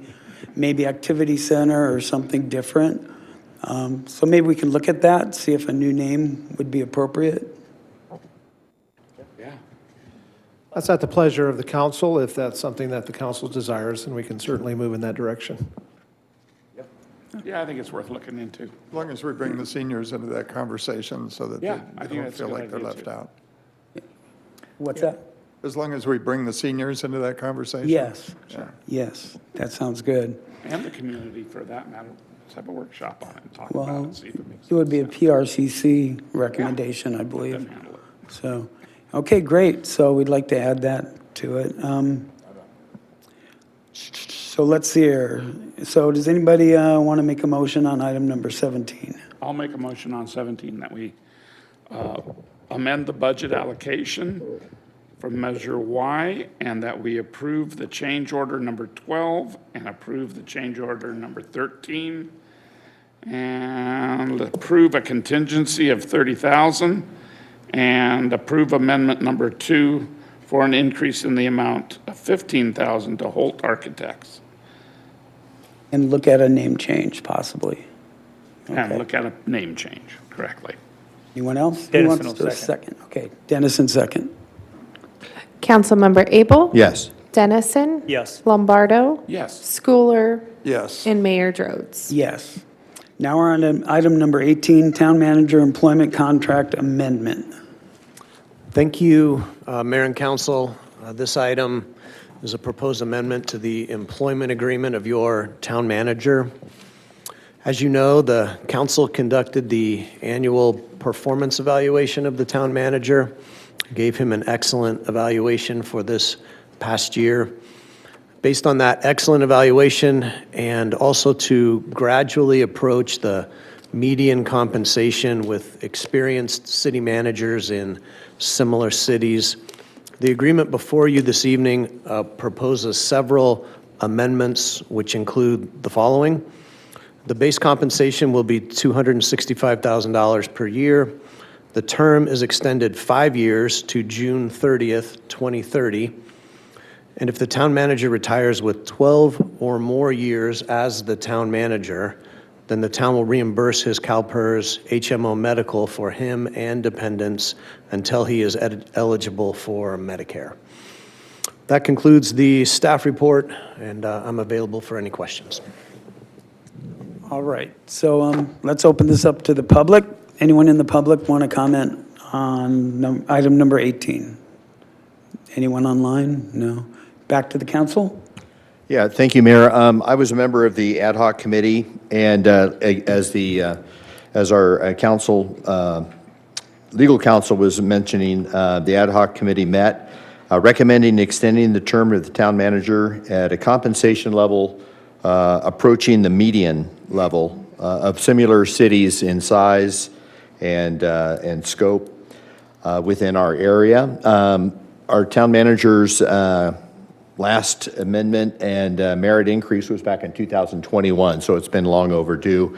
And of course, as we know, Curtis oversees all kinds of large projects, just a few of them that we mentioned tonight. The Aquatic Center, Paradise Park, Essex Park Rehab, ownership and rehab of the Tri-Valley Little League, modernization of the Senior Center, the Animal Shelter Operations Review and Recommendations, the biggest one being the Aquatic Center that we need to deliver to the community. He's also actively sought and obtained, with the use of his staff, grant funding exceeding $35 million. So we're very thrilled to have Curtis as our town manager. He does a great job in navigating complex issues, and he does a great job of getting consensus not only with the council but also with the community. And so the ad hoc committee enthusiastically supports this merit increase and adjustment to his contract. Thank you. Any other council members want to comment? Go ahead, Councilmember Dennison. Thank you. I just want to say that as we move year by year in our town, we constantly look at our budget and the sustainability of it. And our town is recognized as one of the best performing in the state of California. So that's something to be proud of. Another thing is keeping on track with our community and the relationship and our strategic plans that Curtis is responsible to deploy by council direction have been very good at helping us as a roadmap for bringing the services to the community that they want. One of them is Measure Y. Measure Y has an oversight commission, which allows us to put forth some of our priorities, and one of them is public safety. We have been able to put in an additional $3.5 million into public safety programming in our community, and I think that's one of the most important things we can do, as I had spoken earlier. These are all important. One of the things that I started with earlier, we were kind of landlocked on one of our park projects, wasn't mentioned earlier, which is North Park. North Park had some substantial improvements also under the guidance of Curtis to staff to make that happen. There was a lot of property access issues, purchases, and also to build that park out so we have access for the residents to go into BLM land and go hiking. So not only am I thinking about public safety and our infrastructure, as was mentioned earlier by Councilmember Abel, our aquatic center, and that's coming forward. Any of you gone by Little League Drive around the Miracle League, you can see the building off of Sunny Slope. It's going to be a spectacular, well-recognized facility for the entire Morongo Basin. So those, and then we have infrastructure projects, which you've heard of tonight, and it's a lot of work. And you've heard from staff on all the projects, whether it's the museum for arts and culture, whether it's the park and recreation, we've got public safety and infrastructure things. It's a very complex town that we run, but there's a good team here. and we do everything we can to support our team all the way up and down, whether it's our roads departments, our parks departments, our facility maintenance. Every single person is valuable in this organization, and we recognize it, and we always appreciate comments from the town. I am in very much support to compensate our teams all the way up and down the line to make sure that we can remain at the highest and most fiscally sound town in the entire state. So thank you. Thank you. Anyone else? Okay, Councilmember Schooler. Sure, yeah. Just to echo what we've heard from the other council members, Curtis has provided leadership, not just to the staff and to the council, but throughout the community as well. He gets involved in a lot of, you can call Curtis and ask him anything that's going on in this community or in this basin, and he's got the answers. He's very involved. The morale among staff has really probably never been better. We have seen and heard, and we're all aware of some horror stories with various management styles. We've never had that as long as Curtis has been here. He's engaged the staff. They feel important, but they feel like they need to act responsibly under his leadership. He comes with a strong financial background, which is a real bonus to us. Our finances are in really good shape, and with his leadership and Jordan's leadership, we don't have to worry. We're in good shape. We've got good reserves. We're where a city should be. So high level of professionalism. Curtis's involvement with the state and the region, just exactly what we're asking him to do and more. His preparation and responsiveness are exceptional. And I think I've said enough nice things about Curtis right now, so I support this. I support this and think he deserves it. Is he blushing? Okay, Councilmember Lombardo, do you have anything? I just would like to echo my support for this amendment, for this proposal to increase his compensation or add this to his compensation package. And Curtis is definitely a great benefit to the town of Yucca Valley. I really appreciate his ability to help our employees be even better employees. One thing that I notice is that through his leadership, he's encouraging different employees that might not normally come and speak in a public meeting to come and speak, and it's kind of a requirement, and it adds to their involvement in the community, and it adds to their own personal growth, which I think is important. So if they ever go somewhere else, they carry that with them. We don't want them to go anywhere else, and so far we've been very successful at retaining our employees, but when they do go other places and they return, like they carry with them that elevated status of being able to speak in public, which is a difficult thing for a lot of people. And I think it helps make a more mature employee and a better employee. And this cross-training and ability to step in when you're needed is vital. And I just approve of so many things that Curtis has brought to our town and emphasized in his tenure here, that I think he deserves every bit of it. And I think town of Yucca Valley is getting their money's worth and then a lot more. Thank you. All right, and I just want to say that I know as a council, we all appreciate Curtis, and I hope the community does also. I have to say, I've never had one person come up to me, an employee or a council member, saying, what the heck's going on with Curtis? Everybody, he always takes the time out to talk to you. You know he's busy, but if he can't talk, he calls you right back. For instance, we did the soda with the mayor today, and he showed up, and it was up at Essig Dog Park. And the people that were there were 3 people that had questions, and Curtis was more appropriate to answer the questions. He spent a half hour talking with 3 citizens about different issues, and he just took the time out of his day to do that. So he's really great with communication, and thank you, Curtis. We really appreciate you. I hope the community does also. You do? Good. Anyway, so does anyone want to make a motion? Yeah, Mayor, I'd like to make a motion that the town council approves the fourth amendment to the Town of Yucca Valley employment agreement for the position of town manager as presented. I'll second. Councilmember Abel? Yes. Dennison? Yes. Lombardo? Absolutely, yes. Guler? Yes. And Mayor Drodes? Yes. Mayor, if I might, I Yes. was going to say this before, but I thought I'd wait till you guys finished your business. I'm very, very grateful for the town council's support. And Councilmember Dennison said it multiple times in his comments that it's not one position, it's our entire team. Our management team and all of our staff are able to continue to provide services and projects and programs pursuant to your policy guidelines. And so we appreciate that. I'm very appreciative of the council and your ability to provide policy guidance and then expect, clarify, and demand that staff execute your policy direction. And we take great pride in doing that. Contrary to everything that you've said, we also know that we're not perfect, and sometimes there are whether they're hiccups or other parts of the organization that need to be looked at, need to be evaluated, and we need to improve, then we take that as a challenge to do so, and we're always happy to do that. But we are super excited about the next 2 to 4 years. Hopefully this amendment will finish my time here in Yucca Valley and probably in public service.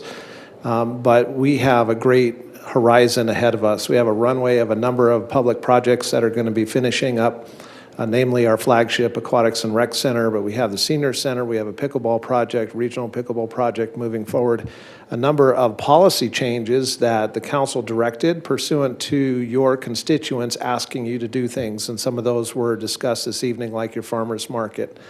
And so we're super excited about the upcoming years, and again, thank you for the ability to continue to serve the community in this capacity. I do appreciate it. Yes.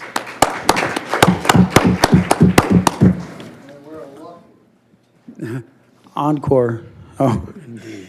Okay, so let's move on. Thank you, Curtis.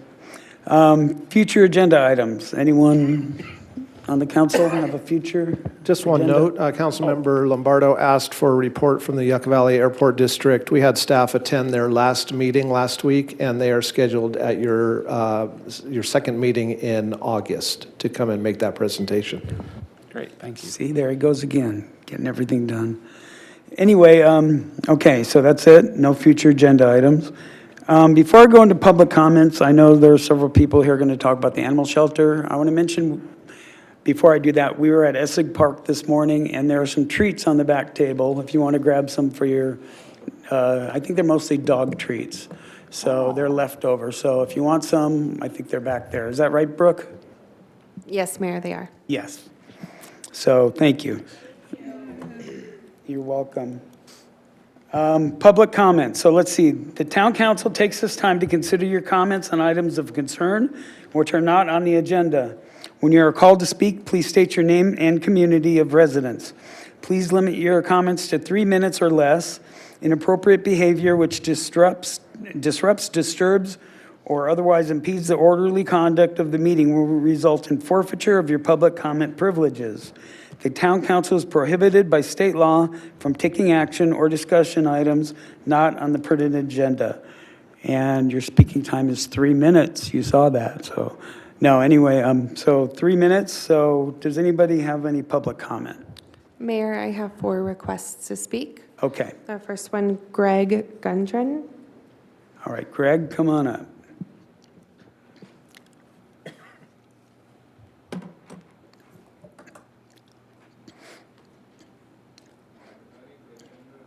Oh, there you go.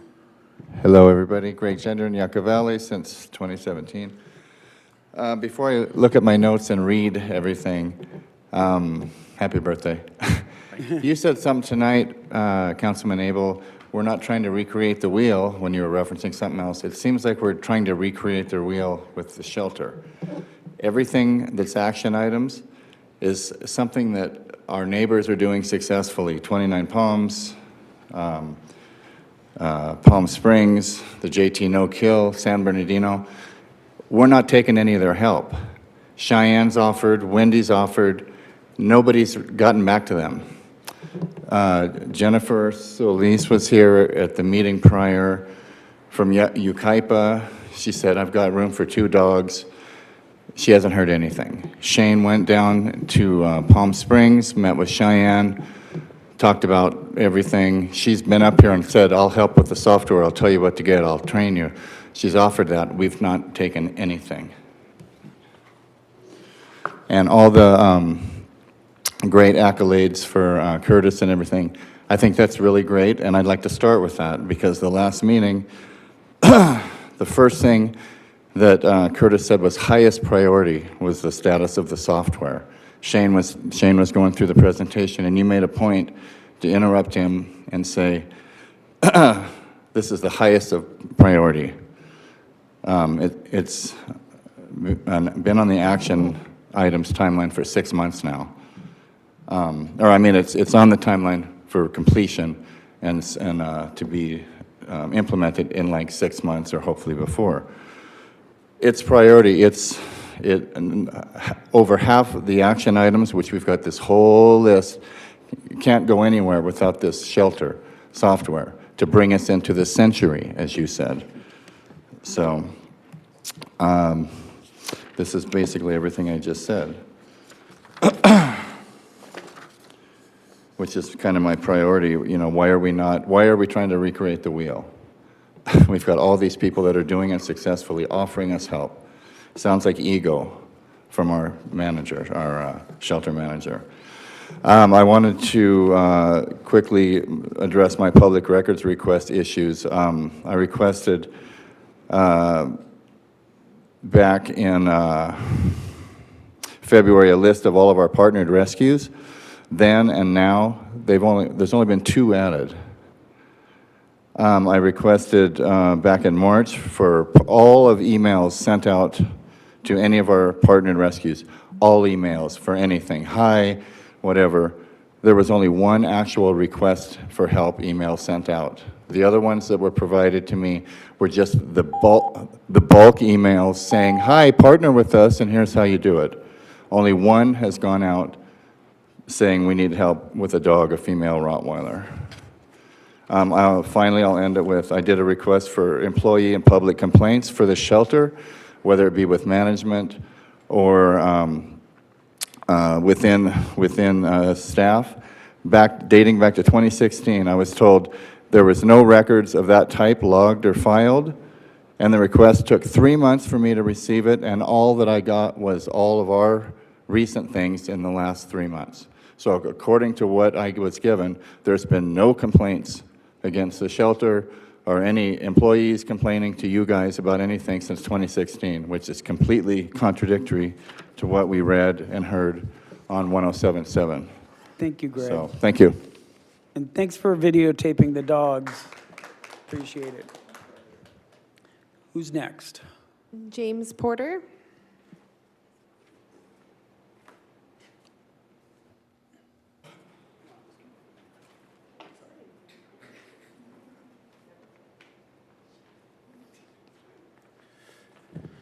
Hi, everybody. James Porter, a longtime resident of Yucca Valley.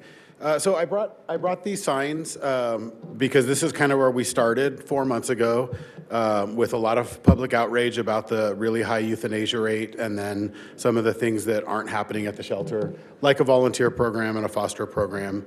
We were asked by our council to basically hold the line, let the operational review get handled, and then we would see things move forward.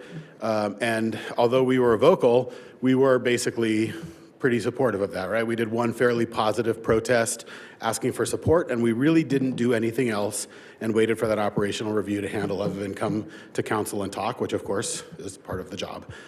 So now that's done, and looking forward into the coming council meetings, we know this is not on the agenda, so we're probably not going to get feedback from council or staff on it, although I will reiterate my request. Please put this on the agenda from time to time so that we can hear about the progress and not make our own assumptions about what is or isn't happening.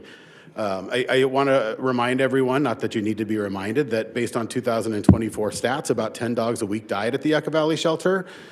We don't know what those numbers will be in 2025. They're looking a little better right now, but it's still a lot of animals are dying there, and we still don't have things like a volunteer program, a foster program.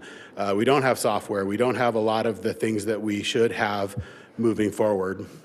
Now, I know it's only been a couple weeks and government moves at the pace of cold honey. I get that. But some things could be done right away. I've mentioned this before. I will reiterate it again. An urgent list is one of the most successful things that a shelter can do to get dogs who are facing euthanasia out of the shelter and into rescue. When San Bernardino County Animal Control implemented an urgent list, they lowered their, about 75% of the animals, if I remember my numbers right, that went on that urgent list were pulled by rescue partners. Yucca Valley does not do an urgent list, and that is a very simple process that could happen right now with minimal work, even an email list out to partners saying, hey, we have 5 dogs that are going to get euthanized, please rescue them. And I know that's not happening because I've continued to communicate with the executive director of YAPS, Yucaipa Animal Placement Society. She has received 1 email communication chain from Yucca Valley. That was from Brooke. Thank you, Brooke. And that was facilitated by me, Shane, Brooke, and them, and that shouldn't have to be that way. There should be proactive outreach by the town to work with those partners and place people. YAPS currently has 2 kennels available for dogs they would like to pull from Yucca Valley, but they still don't know what dogs are urgent, what dogs are in stock, so to speak, other than the ones that are on Pet Finder, and they are not getting responses. And there are many, many other shelters out there who work with them. So if they don't get responses from Yucca Valley, they'll pull dogs elsewhere. Please consider putting this on the agenda, and please know that at least this core group of us who are here tonight and many others will be back at every council meeting, and we will continue to talk about this, raise public awareness, protest, show up wherever we need to, and do whatever we need to do to make sure the town and the council know how much we care as a community, and that we're not going to let this go. Thank you. Thank you, James.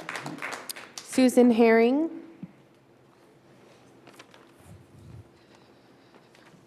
Susan Herring, Pioneer Town, 40-plus year resident of the Morongo Basin. I will reiterate what James and Gregory already said. I know, Curtis, you mentioned at the last council meeting that we cannot underestimate or underemphasize the importance of data and how that is one of the most critical areas that is missing at the shelter, and that everything is manual. You have a hub and you have all these wheels. That hub is that software. And we were flabbergasted when we heard it'd be December or January before that could possibly be implemented. And all of these little spokes on that wheel are all affected by that. So I hope you will put whatever manpower is needed to move those needles to get that software. You've heard the offers for help and assistance, and the fact that some of that software is little to no cost by Xi'an, and I think it was shown to you, Shane, when you went there. Yeah, and we can't emphasize that priority. And kudos to the shelter for adopting out 31 dogs and 13 cats during the month of May. That's fantastic. That's great. There was only 1 dog that was transferred to a rescue. So as James reemphasized, it would be fantastic if you guys can do whatever is needed. Can't IT set up an email blast once a week? Pictures of dogs being sent out to all of your rescue organizations. That's what other rescues do. Email blast. It should be something that IT should be able to send out. Just, I don't know. I come from a large corporation, and I'm kind of flabbergasted at how slow Yucca Valley moves. Thanks. Thank you, Susan. Allie Irwin. Allie?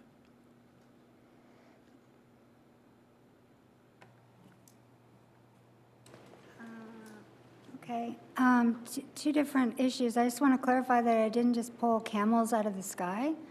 So June 1st, the 29 Palms Farmers Market hosted a farmers market at Yucca Valley High School and contracted a vendor called Giddy Up Ranch who brought a camel and a petting zoo, and there's pictures, and they're online. And in their invitation for the event, they said there'd be food trucks as well. I wasn't there, I don't know. I see the pictures though. So the question is, it was at Yucca Valley High School. Is that permitted through the town? I don't know. Did you guys know about it? I don't know. Is it Morongo School District permit? I don't know, but I just want to clarify that I was trying, and I appreciate you being proactive to say that in the farmers market that will be held at Founders, that will not happen. However, if anybody is interested and wants to investigate, I will ask you, and I will do it outside of here, to please investigate that farmers market in Yucca Valley. I appreciate that. And then some of the questions, this also might not be the platform or place, but the questions we're holding about the shelter, the 90-day assessment review, has it been adopted? Have you actually adopted the final draft? I think the answer is no. I know you can't answer. There was to be a peer review, and then my understanding that you were going to adopt the full thing as a thing. And so that we're unclear about that. We're unclear about, we thought there would be 2 community members sitting on the advisory committee with the 2 councilmen, and that is apparently not the case, and I wish that it were. And we are unclear on timing for setting up the volunteer program. And those are some of the things that I'm just naming out that I think community's holding these questions. Yeah. Thank you, Ally. Maybe during the staff report, they might be able to answer some of your questions. I don't know if they have the information in front of them. Okay, any more public comment? Okay, go right ahead. State your name and where you live and fill out a form if you could. Melissa Spur, Joshua Tree. Happy birthday. I'm glad it's somebody's birthday. I was starting to think that was like the town motto, happy birthday, which would be kind of nice, actually, because everyone has a birthday every day. Anyway, yeah, I would like to say that I agree with everything that everyone who spoke about the animal shelter before me mentioned, especially with the software. I do believe that's really important. Otherwise, we really don't have any idea what's going on with the shelter. We have to guess, we have to come to these meetings. It's really hard to know, to get a picture of which dogs have been adopted, which dogs have been brought in and are awaiting owner claims, which dogs are urgent, have an urgent status. And also, I would like to, you mentioned that I think it was the Chief of Animal Care for San Bernardino County is going to do an independent review. Someone in this group mentioned that they had contacted him and he had not been contacted yet for that review. I object to that, to him doing the review in a sense that it's not necessarily an independent review. Doug Smith has worked for San Bernardino County before. He knows them, and actually the County of San Bernardino has had the dubious distinction of being having one of the highest kill rates in the country. So I fear that it's the same mindset that created this problem in the first place. Also, I know it's been discussed before. You guys don't like to hear us mention the shelter manager, but in the last meeting, I think it was Mr. Dennison that said we should move forward, try to move forward and not talk about the past. And I don't really see how we could do that with the same shelter manager. It's just it's been so egregious, his performance. He lied to you about the kill rates. I know it's not happening anymore, but he didn't sedate animals before euthanizing them. And there are plenty of testimony from people who have come to these meetings before and have had direct experiences with him, which was very unpleasant and tragic. And yeah, that's all I have to say. Thank you. Thank you very much. Is there anyone on, there's someone online. Yes, we have one speaker online, Cheryl Contopoulos. I've requested you to unmute. You have 3 minutes to speak. Good evening, Cheryl Contopoulos. Sorry I can't be there. I've been in the hospital with my sister since the weekend, and she insisted that I be at the meeting because she knows, one, how important it is to me, but she used to attend the earlier meetings, and it's deeply important to her. Thank you, Brooke. I think I saw you there once again for what you do. I think Celeste is gone, different issues. Our family supports the museum and Celeste and Zach and everyone because they do such a tremendous job. Great event on Saturday. Regarding the animal shelter, and I'm sorry, I am winging it. The committee, I agree with what somebody else said, that it would be nice to have some community members, at least in the beginning, people who are good at fundraising, people who are good with outreach. And when I say outreach, I mean having the animals and going into town to other events, not everyone having to go to the shelter, although a tour of the shelter for the public would be nice. Sorry, I'm doing this in the road. The intake tracking numbers would really help once those are public, because we'll talk about the little black dog. Curtis, thank you very much for your response on that and doing a public announcement about it. People are still wondering because we don't have public information. Earlier, somebody had talked about public scanners, and in listening to the best friends, somebody had mentioned a fire department, fire stations. And even though we have unincorporated areas and then we have town, there is San Bernardino County fire station almost everywhere, and Morongo Valley has their own. And I think that would be a great place, 24/7 coverage. You wouldn't have to worry about it being stolen. The data, yeah, I reiterate what everyone else said. Once we have that, and I have not looked at the current data because, like I said, I have not been home or access to anything. But I had noticed that there were 15 births in the kennels and 5 deaths.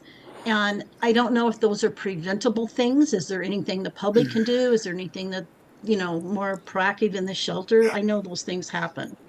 One of the reasons why I believe in public speaking, and most of you have not received emails from me except for Curtis, is when people speak publicly, everyone hears the same thing at the same time. And I think there's great value in that.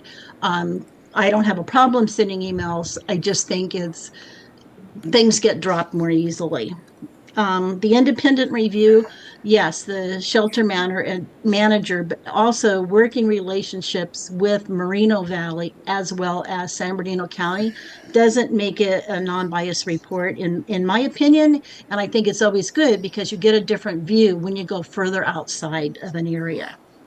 And the last thing, I already said, Brooke, Mayor Bob, happy birthday. I see a balloon floating around. I can't necessarily read it because my cataracts are still bad. And I think that's it. I probably forgotten something, but again, I appreciate it. We're right there where that rubber needs to hit the road. Thank you. Thank you so much. Is that it online? Anyone else in person? Okay, so that's the end of public comment. Let's move on to staff reports and comments.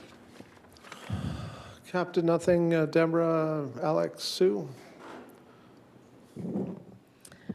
Yeah, we had a great Renaissance Festival this last weekend. So over 500 wristbands, about 1,000 people in attendance, 2 fully packed magic shows, and surprising number of costumes by the public. So I have an inkling that there's a Ren Fair in our future or something like that. There was so many people who came decked out. It was it was exciting. So that was a great time. The inflatable jousting and all the fun. So that was a great time. The pool is open now. Just letting everybody know that we're up and running. And our aquatics brochure is right there on the recreation page of our website. Wanted to invite Clay to come up and talk about 4th of July and concerts just for a moment. Sue, I'm going to put you on pause, Clay, if you will. I'm going to ask Shane, while we still have the public here, to just address some of the things that had come up in public comment. Sure. Before public comment, just want to mention the commission held a public hearing last week on the town council priority of the senior housing mobile home park overlay. There were a number of technical questions which surfaced, and the commission, following the public hearing, continued the public hearing to their meeting of July 8th. The commission, through staff and the town attorney's office, will easily address all the questions that arose. The commission will be acting at their meeting of July 8th and forwarding a recommendation to the town council. Town council will be hearing that matter at your public hearing on August 19th. We do anticipate the council to take action at that meeting. I don't believe there will be any lingering technical questions that won't be answered at that time. A few things this evening, Mayor and Council, on public comments. First of all, we anticipate the council subcommittee holding its first meeting in August or very early September. Staff will be reaching out to you and coordinating that first meeting date to make sure it works for your schedule. Again, that subcommittee is subject to the Brown Act. We have to post agendas. The public is invited to those meetings. We hope that the individuals that have been coming to town council will attend those meetings and continue to provide input. This week is the first week of the new emergency hires being on board. Yesterday was their first training day. They are training Monday through Friday this week. If that goes as planned, beginning next week, they're turned loose on their own in the morning. And our 3 full-time hybrid positions are reallocated to the photographs and the descriptions of every animal at the animal shelter, and their goal is to have that completed by Friday, June 27th. Shortly after that, we hope we have all of that information up on the town's Facebook page. So that's both animals available for public adoption as well as those that have been identified as not available for public adoption. Tied into that step, tied into that process, and this is all a process, it's not reinventing the wheel, is you've heard reference to the red list, what I'll call the red list this evening, those animals that staff has deemed not available for adoption to any entity, and getting those out to all the known rescue groups. So that will be the next step. We already have created the email databases. There was reference this evening to IT folks doing that. We already have the databases created with not only those people that have signed up with us to be partners in rescue groups, but another 550 who have not. That's all in constant contact. Those photographs and descriptions will be uploaded as frequently as necessary. That information set out trying to maximize successful live release of those animals. We do have and there was discussion this evening about the importance of the software, which is the data. We do have a daily inventory. There's currently, the last daily inventory I think I saw was yesterday. I didn't have time today to see today's. We had 106 dogs at the shelter yesterday. Keep in mind we have 59 runs, so we're pretty full. And so these processes that we're talking about are very important in terms of that live release rate and getting as many of these animals successfully out of the shelter as possible. We also are going to be posting very shortly our weekly intake and outcome report. It's very simplified. It doesn't have all the technical data going with it, but everyone will at least be able to see those numbers on a regular, recurring basis.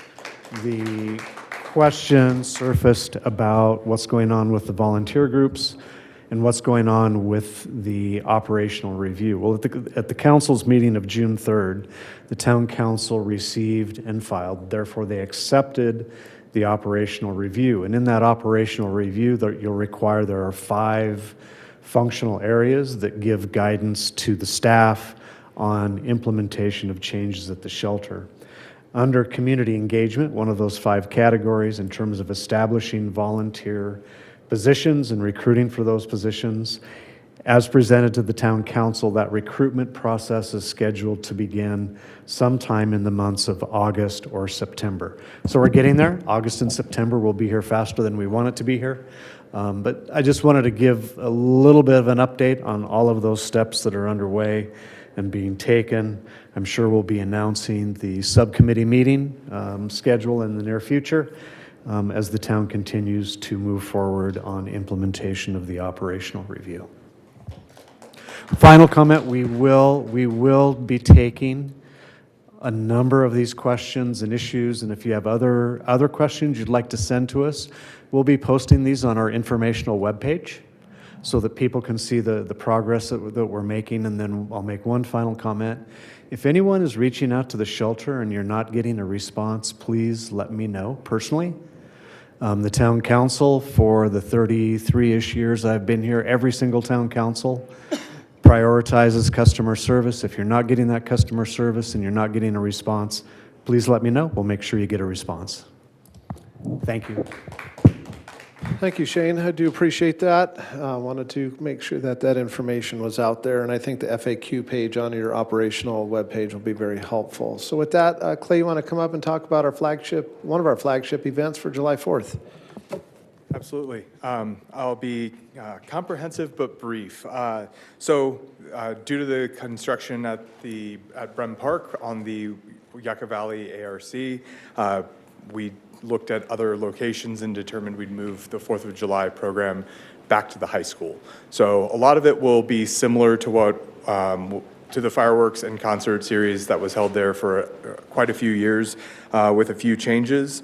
With a new synthetic track and turf field, there will be no sticky beverages or food allowed on the field, and to mitigate people bringing that on, but still be able to provide those at the event. We've set up food trucks and tables and chairs and everything in the upper parking lot. Tables and chairs will be under one of the PV panels immediately adjacent to the field. Stage, we won't be able to use our stage at the facility because of that rubberized track and because of that synthetic field. So we've contracted for stage to be brought in, installed with shade canopies. We've worked with YVHS on an agreement, and we've also we've gotten access to all 3 parking lots on the Sage side of the campus. We've coordinated with the San Bernardino County Sheriff's Department to use an adapted version of what they do for the Yucca Valley High School graduation for ingress, egress, shutting down streets, and general traffic control before, during, and after the event. Earlier today, staff did a site walk at MUSD, and we're pretty much good to go. Everybody's on the same page for how it's going to work. And then we've also worked with streets to identify the perimeter and get everything set up so we're going to have a nice, safe event.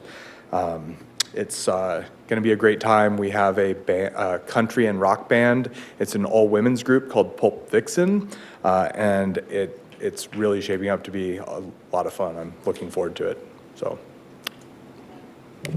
Thanks, Clay. Appreciate that. Councilmember Lombardo, happy birthday from staff. Have a wonderful day today. And Mayor, that concludes staff comments. Thank you. All right, thank you, and thanks for addressing those questions. Let's see, let's start with Mayor and Council member reports and comments. So, Councilmember Dennison. Well, thank you, Mayor. I'll keep it brief. First, I want to once again thank Ed and Audrey. I don't know if she's still here or not, but it's people like that take their own time and invest it in their community in such a structured way. It's worth everything. So thank you, Ed, for all your work. I'm sure we'll still see your art out there. We'll still see you in town and taking care of the events that have made our town so wonderful for artists.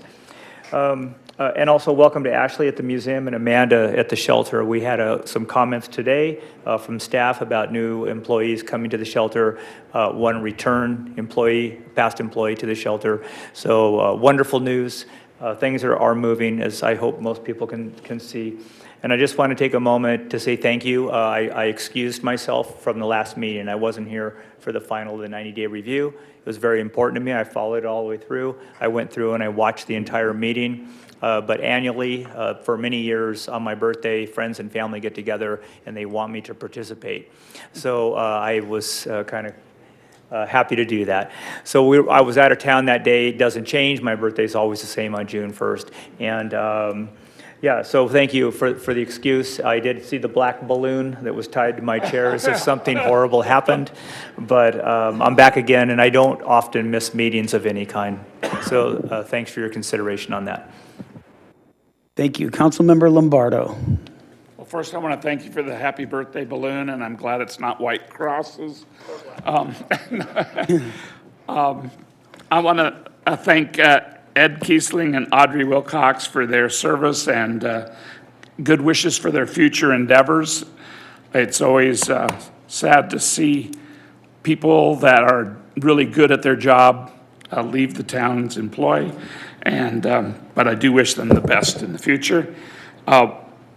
Welcome to the Yucca Valley family, to our new employees, Amanda and Ashley, and we know that you'll fit in and be a great part of this team as well. Looking forward to working more with you in the future. I'm excited to see our projects getting closer to the Yucca Valley that I have envisioned over the 40 years that I've lived here. The projects that are coming to completion now are at a level that even exceeded my wildest dreams. When I first moved here, I think there were 6,000 people in town. Probably 2,000 of them were patients of mine. And so it's just blows my mind that we've progressed so far and that we're able to do what we're able to do now. And a lot of that is due to an outstanding staff that has helped in every way to make a dream come true here. I think being fiscally responsible, a little conservative in how we spend our money, some smart ways of budgeting. I'm really excited about the extended budget period instead of 1 year at a time with no knowledge of what's happening in the future.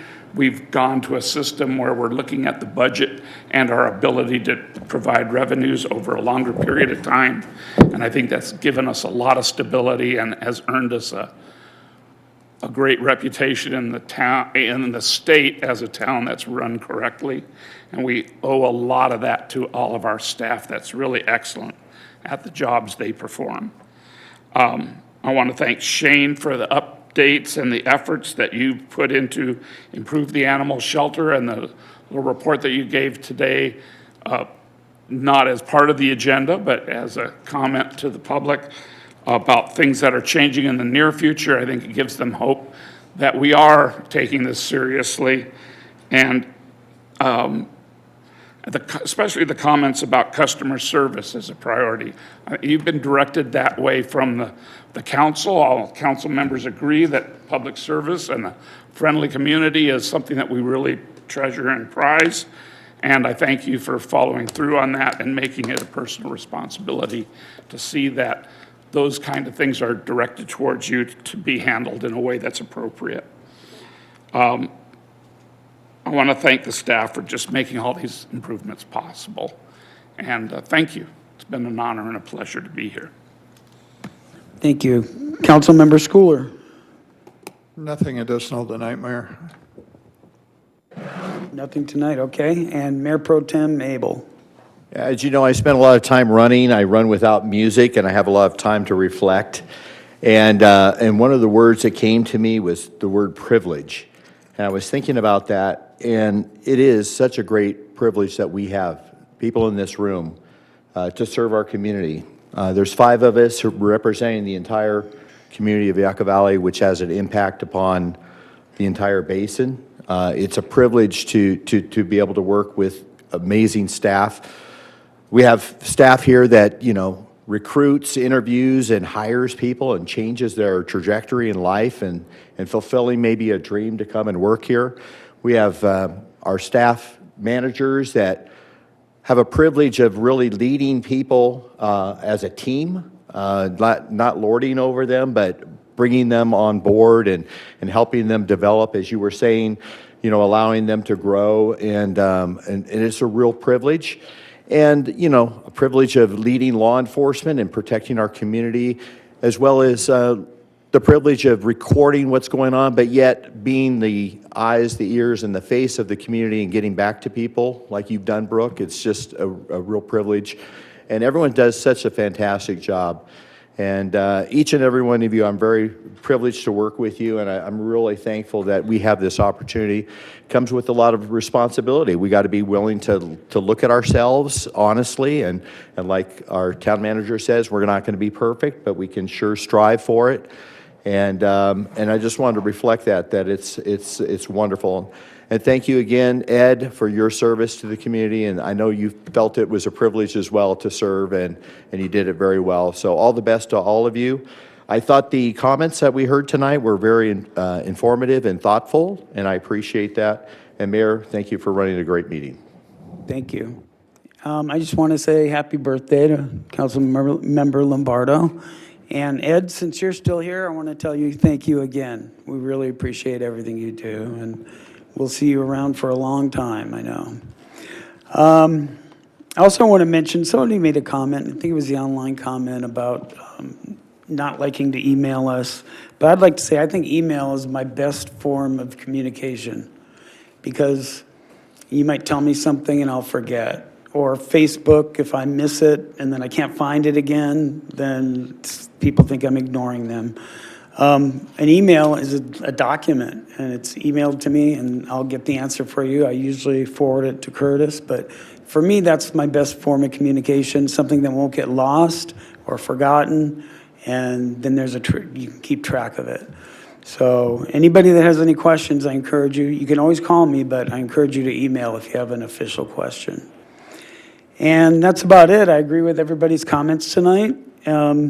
We have a great staff, great public. We have a great town.